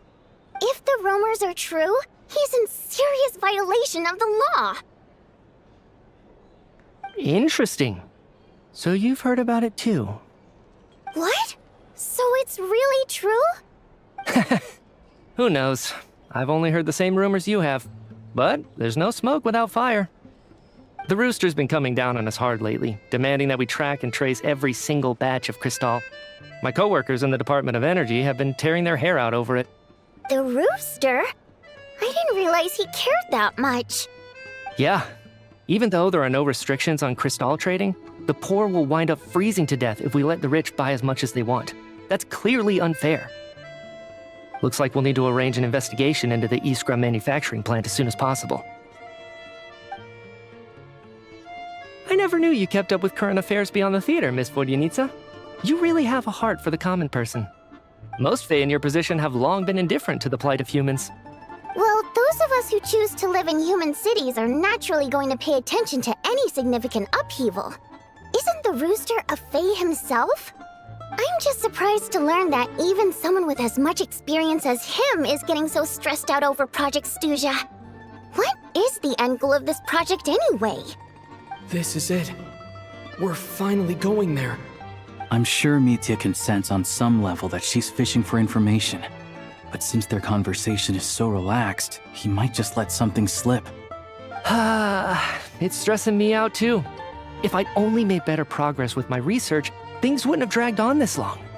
Oh, so your work is related to Project Stuja? That's right. The Armory Palace needs a brand new energy source. Not the power of the Light Realm and not elemental energy. Right now, the only thing that meets the requirements is the power contained within stellar linchpins. But harnessing that power is costly. Each step of the process requires enormous amounts of Kresnet crystal, from extraction to quantification to attempts at conversion. Progress has been painfully slow, and the team is getting burned out as time goes by. Sometimes, I see people staring into space as if in a trance. Could it be that this new energy source has side effects? No, it doesn't affect us, because the energy is used for... Okay, I got it. Stop choking me. Sorry, I can't talk about that. I think we're all just exhausted. We've been working ourselves to the bone for so long with so little progress to show for it. It's no wonder people are struggling to stay motivated. Seems like I owe you an apology. I shouldn't have gotten so mad at you for not paying attention during the show. Don't worry about it. I count myself lucky, to be honest. I don't envy the people who work closely with the Tsaritsa herself. I'd much rather be in my current position. At least I don't have to shoulder any major responsibilities. So they're trying to develop a completely new kind of energy. Yeah, censored by a scarf. Who would have thought? Oh, dear. It looks like my time is up.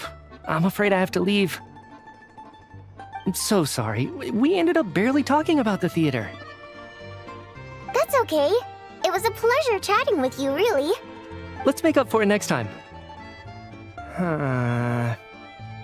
Yeah, hopefully once the work pressure eases up a little, I'll be able to focus more on the performance, and then we'll have more to discuss. We touched on some confidential issues today. I'd be grateful if you could keep it between us. That could have gone worse. Nice job. Why was Mitya in such a hurry to leave, though? Sorry, routine inspection.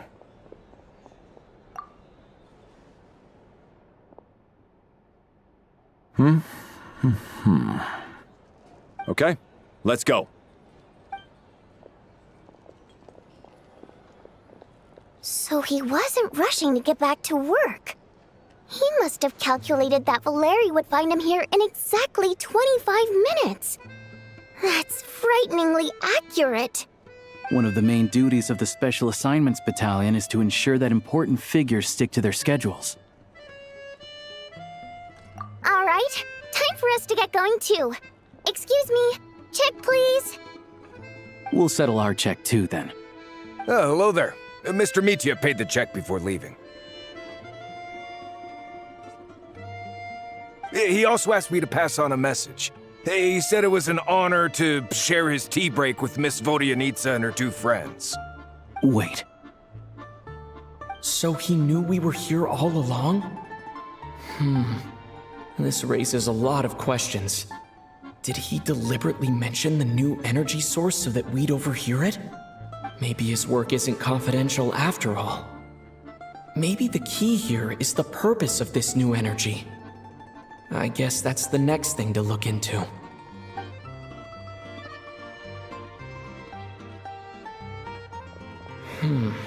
Vodyanitsa and Alosha have left. Time to head back and call it a day.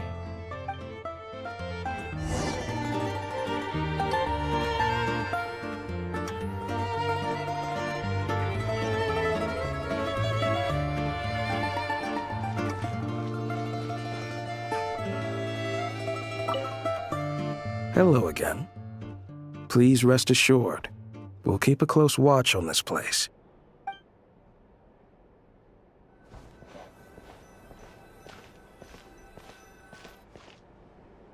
You're back! Here pretty early today.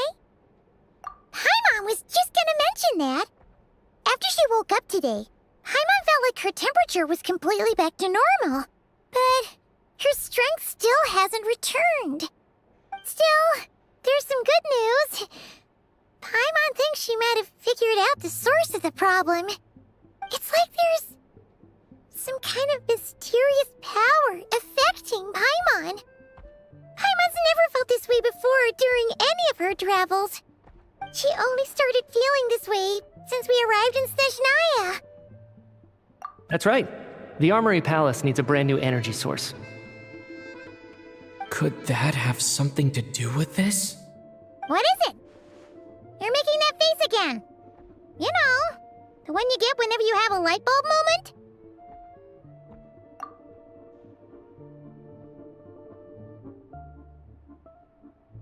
So, they're trying to develop a new energy source here? And you think that might be why Paimon's feeling unwell? Well, Mitya denied that the energy they're researching has any side effects. Although, he did say that people working on the project have been having issues with their concentration and short-term memory. And even so, those are completely different symptoms from Paimon's. It's pretty faint, so it's kind of hard to tell. But, if anything, it seems like it's coming from roughly the same direction as the Armory Palace. Sure, Paimon's with you there. But how, though? The robot only has a limited amount of intel. Oh, great point! They argue about Project Stuja every day. If we could sit in on one of their sessions, we might pick up some new leads. Good idea! Oh yeah, while you were out, Paimon tried all the yummiest looking desserts in the Potvoria restaurant. This one seemed right up your alley. So, Paimon saved some for you. Come try it once you finish writing your letter.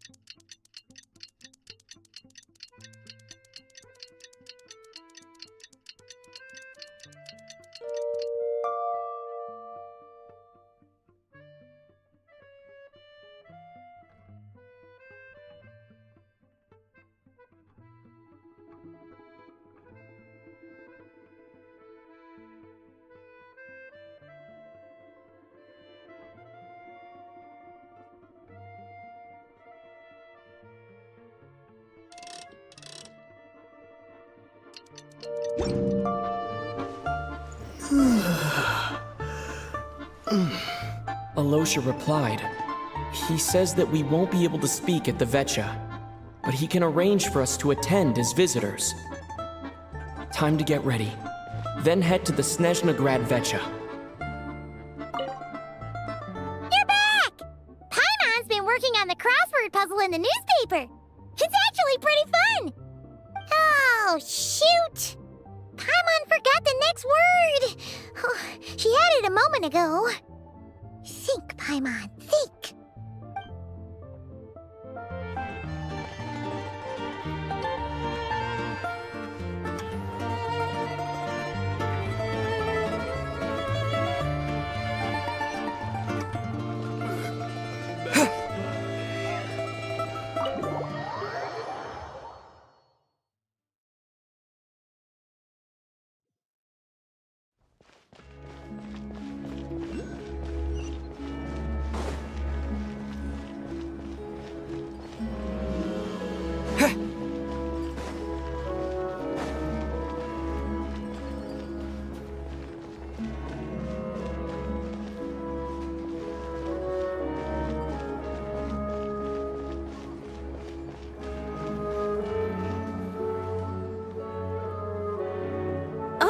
Miss Vodyanitsa, prima donna of the Korolyevsky troupe. What a surprise meeting you here. Will you be sitting in on a session of the Vetcha?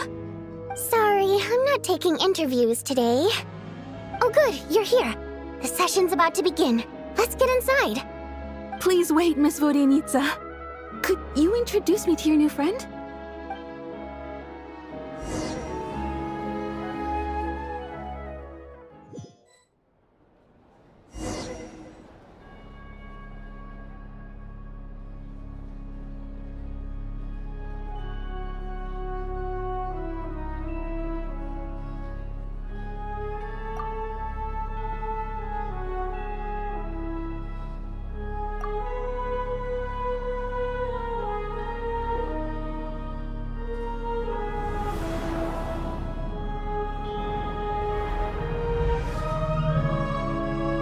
In summary, the energy management commitments made for the outgoing period have been delivered upon.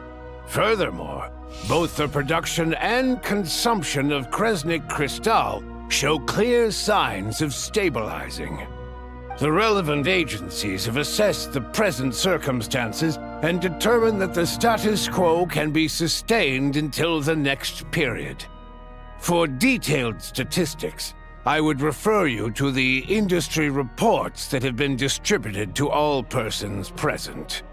It should also be noted that while the recent blizzards have led to a significant increase in people's energy expenses, this is strictly a short-term phenomenon associated with a remotely located monster. Her Majesty the Tsaritsa is giving her full attention to this matter. We should have every confidence that it will be dealt with swiftly and conclusively. A financial report on disaster relief is also present in this report, courtesy of Pantalone. They cover the same old ground every single time. The rooster never seems to mind, but everyone else is getting tired of it. There's a general lack of trust. People aren't seeing any tangible benefits that affect them directly. Of course, none of that will be reflected in any of the reports on the table. Yeah, if it weren't for these hard copy documents, I could have at least made something up. Oh, don't mind me. I'm just out here trying to hit my interview quotas. Bring out the kvass. Ever read it? Best-selling newspaper in town. If I remember correctly, you guys don't even have a sales permit. You have to sell from stalls on the street. Okay then, best-selling street stall newspaper in town. Still counts.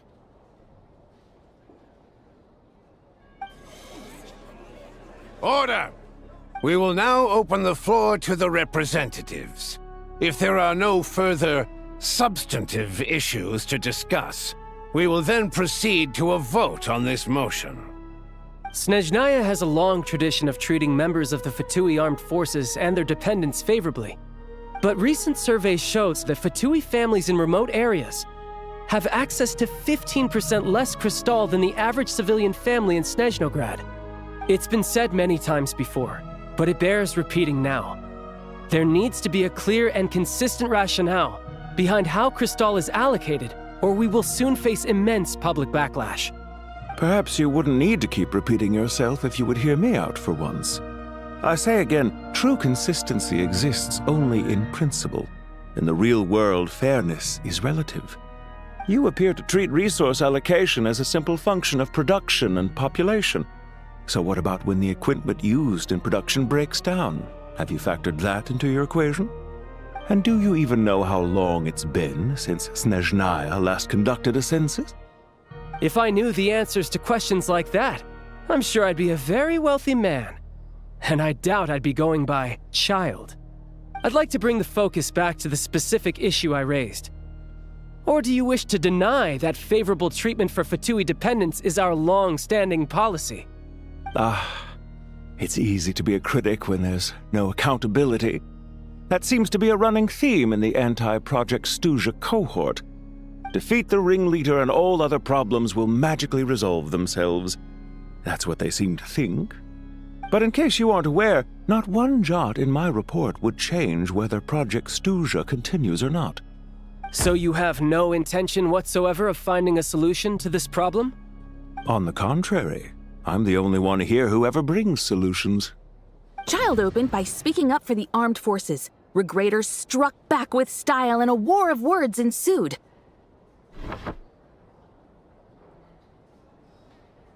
Our reporter was live on the scene to get the audience's reaction as it all unfolded. Who do you support? The people have spoken! Child received raucous applause from the crowd as he pushed Regrader onto his back foot with a relentless barrage of questions. It had to be seen to be believed. Now you see why they don't have a sales permit. However this reporter wants to spin things, I haven't forgotten that Tartaglia was representing the Northland Bank when we first met in Liyue. So surely their relationship can't always have been this strained. You two are getting off topic. Let's focus on what the data is saying. Mr. Pantalone, may I speak on your behalf? Oh, please do. I'm more than happy to save my breath. Crystal distribution policy undergoes modifications with each new period. The ultimate goal being to find the most reasonable method of allocation, which I believe is what Mr. Tartaglia also seeks. But I fear many may have been misled on this topic by extremist activists. To clarify, Project Stuja is not the root cause of the problem. It is merely a framework for resource distribution. The most recent reports all point to Snezhnaya's resilience and adaptability during this period of fine-tuning, and give clear indications that a distribution framework is improving with each iteration. To make drastic adjustments without first considering the risks would likely do more harm than good. It would be a waste of the hard-won experience we've gained to date. Renowned scholar of finance, Arapov spoke up to clarify the fiscal logic, clearly alluding to social organizations like the Rokot in his words. With the notorious Lelek still active to this day, should the Rokot be held responsible? No, there is someone else to blame. She's just rephrasing what Mr. Pantalone said. The Rokot are the critics he accuses of taking no responsibility for their actions. As for Lelek, you won't have heard of him yet. He's currently the most famous member of the Rokot. Well, more like infamous. Ending Project Stuja has become an obsession for him.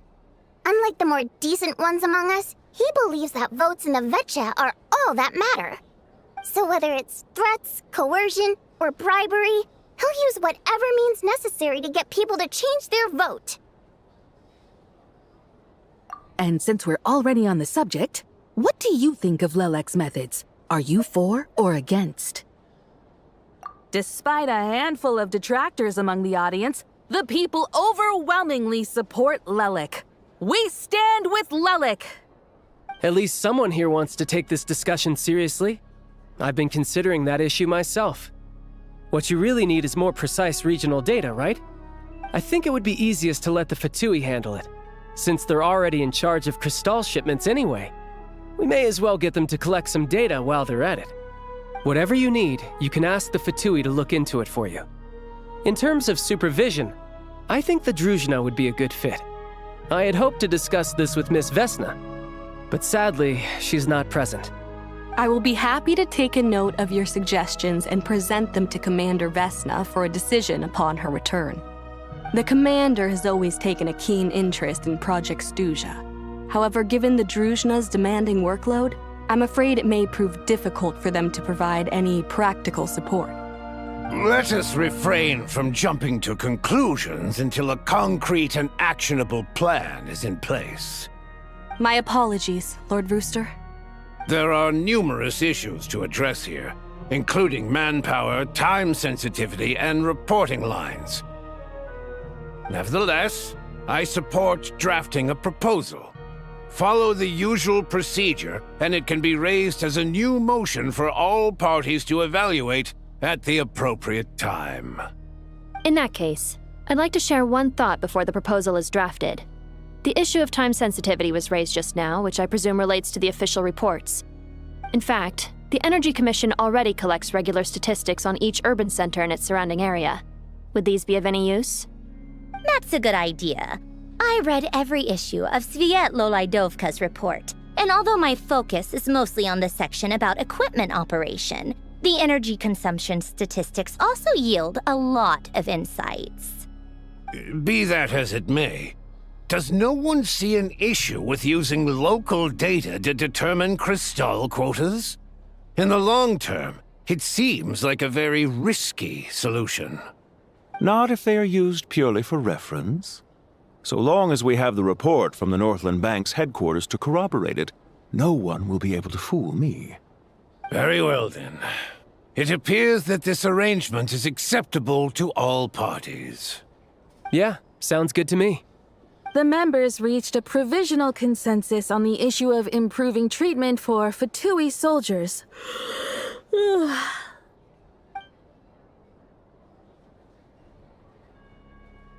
Today, the prima donna of the Korailievsky troupe attended a session of the Snezhnograd Vecha in the company of a dashing young man. The question on all our minds is, what is the true nature of their relationship? Write anything like that again, and I'm revoking your permission to interview the troupe. Got it?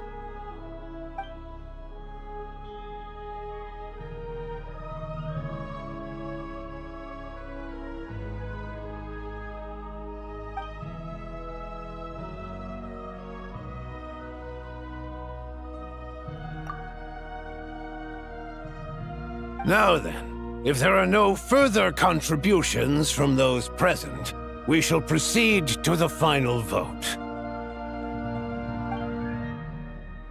Hey, check it out!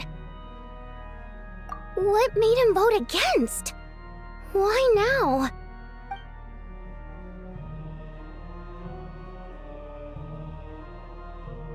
The votes have been tallied.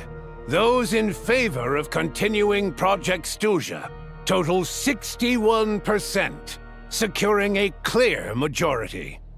That was too close. The margin has shrunk yet again. Chuganov was a huge loss. I'll bet Lelek is behind this. I wonder how Pulcinella will respond this time. Chuganov. I see. Lelek strikes again. Yes, go, Lelek. Once Project Stuja is defeated, our unwavering support at Bring Out the Kvass will finally pay off when we make our comeback. I can taste our victory already! In accordance with the result of this vote, Project Stuja will remain in effect until the next Vecha period. Finally, may I remind us all, we debate only for the greater glory and solidarity of our nation. May the aurora shine ever on, and the tundra always stand firm.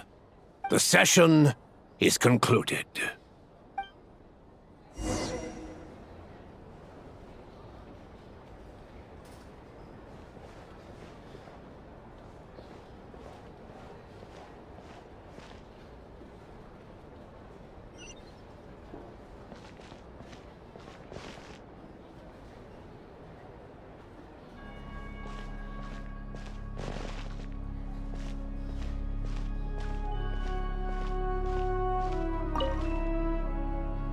I have to say, I really wasn't expecting Chulkanov to vote against Project Stusha.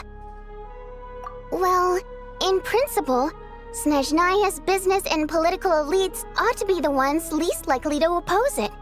As we heard, Project Stusha is basically just a resource distribution framework that requires everyone to cut back during the winter. But even if the policy got cancelled, the Tsaritsa's energy needs wouldn't suddenly go down. The extra demand from the public would have to be filled from somewhere. So logically, the factories would have to take the hit. I got a letter from Mr. Mitya just before today's session. He said he's confirmed that there are issues around overtime and excessive energy consumption at the Iskra manufacturing plant.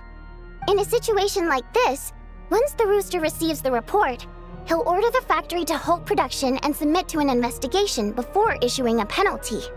But that's a week-long process, and thus didn't make it onto the Vetcha agenda this time. I don't think he suspects anything so far. Exactly. And as you know, he's a very selfish person. I was originally gonna try and flip him after he received notice of the official sanctions. My plan was to convince him that the whole thing was completely unfair. Rather than just sit back and take the hit while his factory stopped production, he'd be better off voting to end Project Stusha. At least that way, no one else would be able to make any money either, because all the factories would suddenly have more limited energy to work with. But now, he's already voted against it, which means someone must have used more forceful means to change his vote, just like with everyone else who flipped. Yeah, no one knows why Lilac is so obsessed with ending Project Stusha, but by the looks of it, he's inching closer and closer to success. Lelik must have strong motivations, given how he'll stop at nothing to achieve his goal. Maybe he knows the full truth of Project Stusha. Maybe my next step should be to focus on him. All right. What are your plans for the rest of the day? Shall we head out? Hey, comrade. I noticed you were here during the debate. I didn't take you for a political enthusiast. Greetings, Harbingers. I just happened to have some free time today, and my new friend here thought it might be fun to check out the Vetcha. Ah, Odette must have introduced you. Looks like you two are getting along pretty well. I'll leave you to catch up. I should head back to the troop. Sure. Break a leg and all that.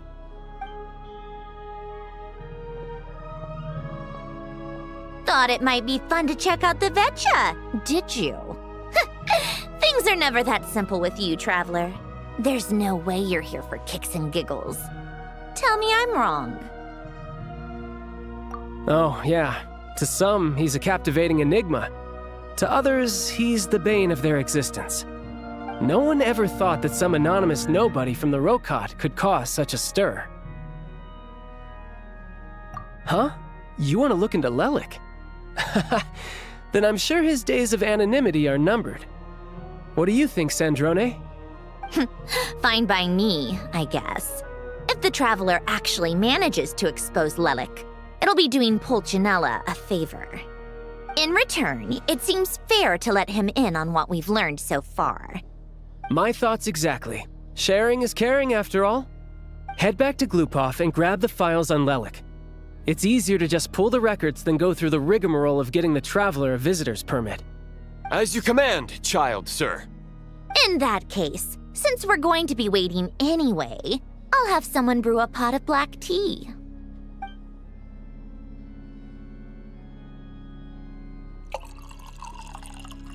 One common thread among the many incidents Lelik has been involved in is that the victims are all too scared to share any real information about him.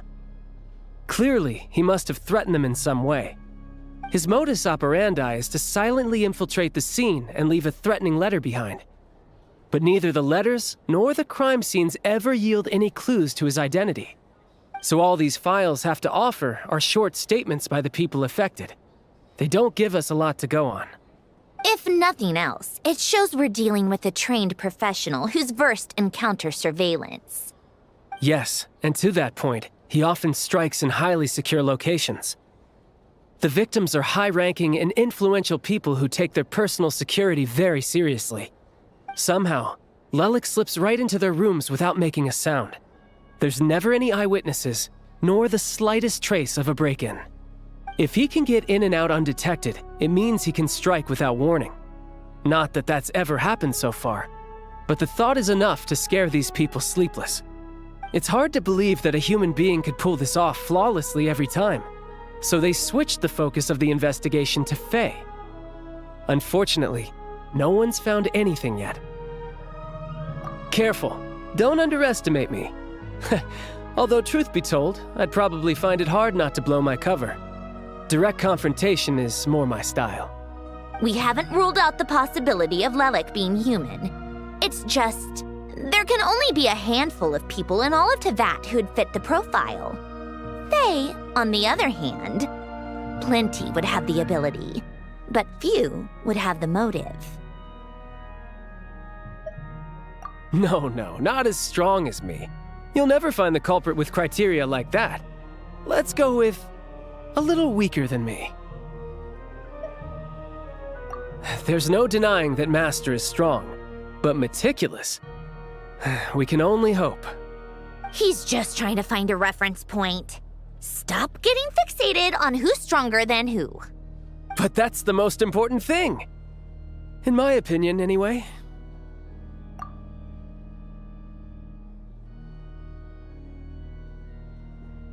Odette. Yeah, that seems about right. Her skills are solid, and she's always calm under pressure.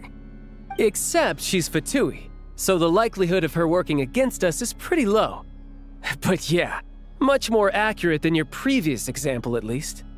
No, wait a moment.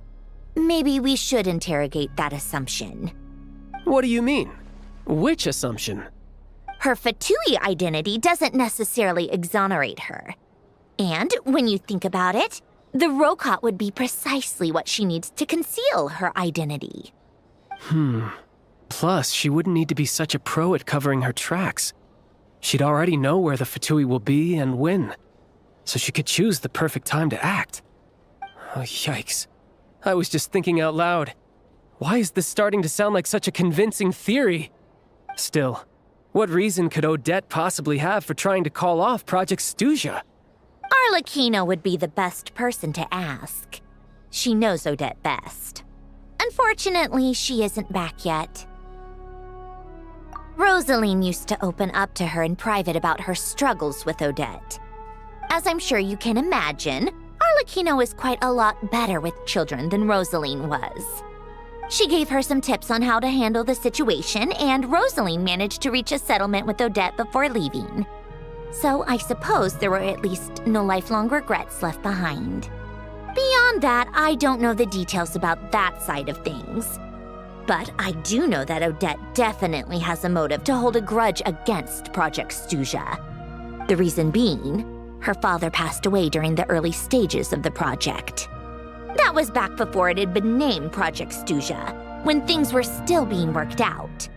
But in essence, it's remained the same ever since. Huh, the more you know. Rosaline was always so self-centered. I never understood why she started paying so much attention to Odette. Is that such a surprise?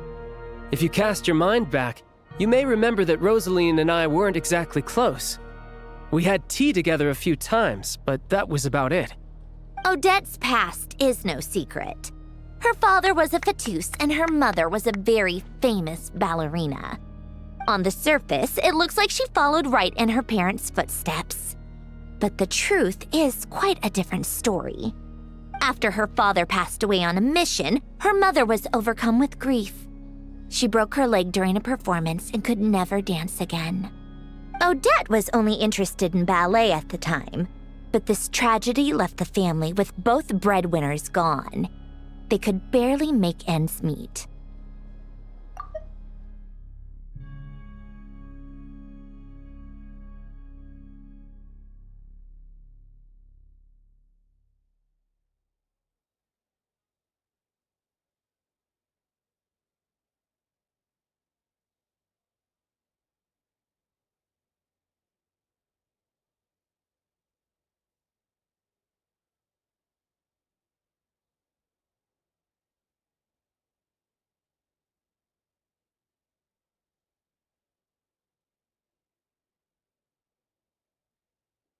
Odette was only interested. Per Capitano's policy, family members of Fatui who died in the line of duty had to be appropriately accommodated and provided with adequate assistance. So, regardless of how Rosaline may have felt about it, it fell to her to resolve the issue of Odette's family's livelihood. In the end, the solution they agreed upon was to have Odette join the Fatui. Right, because the alternative would have been a one-off compensation payment, I guess. In that sense, joining up was definitely the better option. Still, she must have had mixed feelings about it, right? If she doesn't even like the Fatui. It's just a theory, a possibility. But as a motive for Odette to become Lelik, it holds up.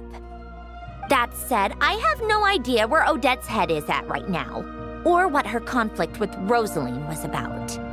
Plenty of people were on bad terms with Rosaline. I have no intention of trying to figure it all out. Yes, but there's not much point in discussing that now. Yeah, back to Lelik.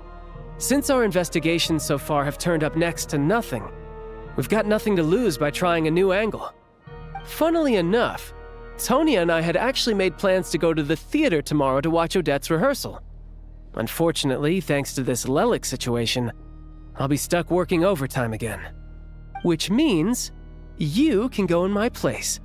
No point wasting the ticket, plus you'll get to meet Tonya. Spirit Seeker. Quite the classic ballet. It was passed down through Odette's mother's family for generations, though it hasn't been performed in years. But Odette's been practicing it diligently, and it's finally ready for a return to the stage. Excitement is through the roof. Tickets for the official performance sold out long ago. Tonya's excited for it too. She's desperate to see it no matter what. Personally, it's not really my kind of thing, but since she's my little sister, I had to figure something out. I've actually seen it several times before. The story's pretty straightforward. The lead character follows a trail of clues left behind by a spirit, gradually recovering her memories along the way. It's a tale of love and regret. So not exactly reinventing the wheel, at least by today's standards. But when that classic melody kicks in and the lead character begins to dance, it always gets me. It really is beautiful. Not an easy dance to do justice to, though. I know it's always been Odette's dream to perform this piece, but I'm not sure she's really ready. In that case, I think that even if she is Lelik, we should wait until her performance is over before we respond. I'll let you take it from here, comrade.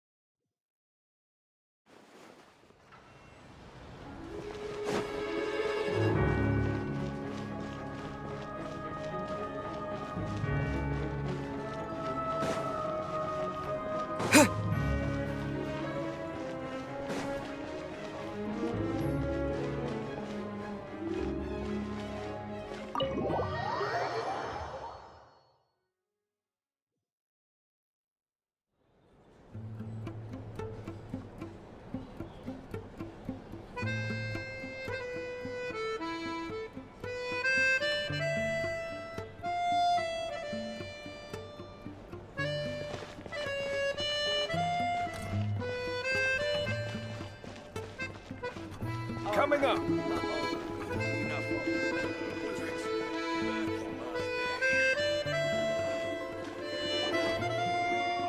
like you made a ton of progress today. It's good that everything's going so smoothly. Next step is to head back to the theater and get a clear answer from Odette. Either way, Paimon doesn't get the sense that she's a bad person. Sure, she might have done some pretty extreme things, but Paimon bet she has her reasons. Maybe this is going too far, but With everything she's managed to do so far, wouldn't it make more sense in theory to be even more, you know, heavy-handed? Why leave a letter when she could, well, we know there are plenty of other ways to keep people in line, right? The point is, she could have gone further, but she didn't. So, if it is her, she's got some principles at least. Yeah! Well, all you can do is follow the facts wherever they lead. No change, really. But that thing Paimon told you about yesterday? Paimon feels like she can sense it more clearly now. Hearing you talk about your day makes Paimon itch for an adventure. If only she could be there with you so we could experience it all together. Yeah, I wish you could be there too. I'm not used to adventuring alone. But don't worry, we'll get to the bottom of this. Guess it's just one of those things. Never mind. Paimon will behave herself and keep resting.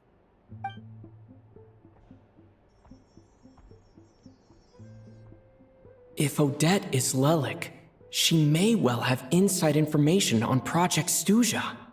Her father was involved with the project's early implementation and tragically died in the process.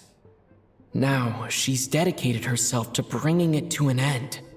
It's hard to imagine she could have gotten this far without knowing anything at all about the Tsaritsa's true intentions. When she spoke to us as a member of the Fatui, how much did she let on? And how much was she hiding? Only time will tell. Maybe tomorrow, everything will be answered.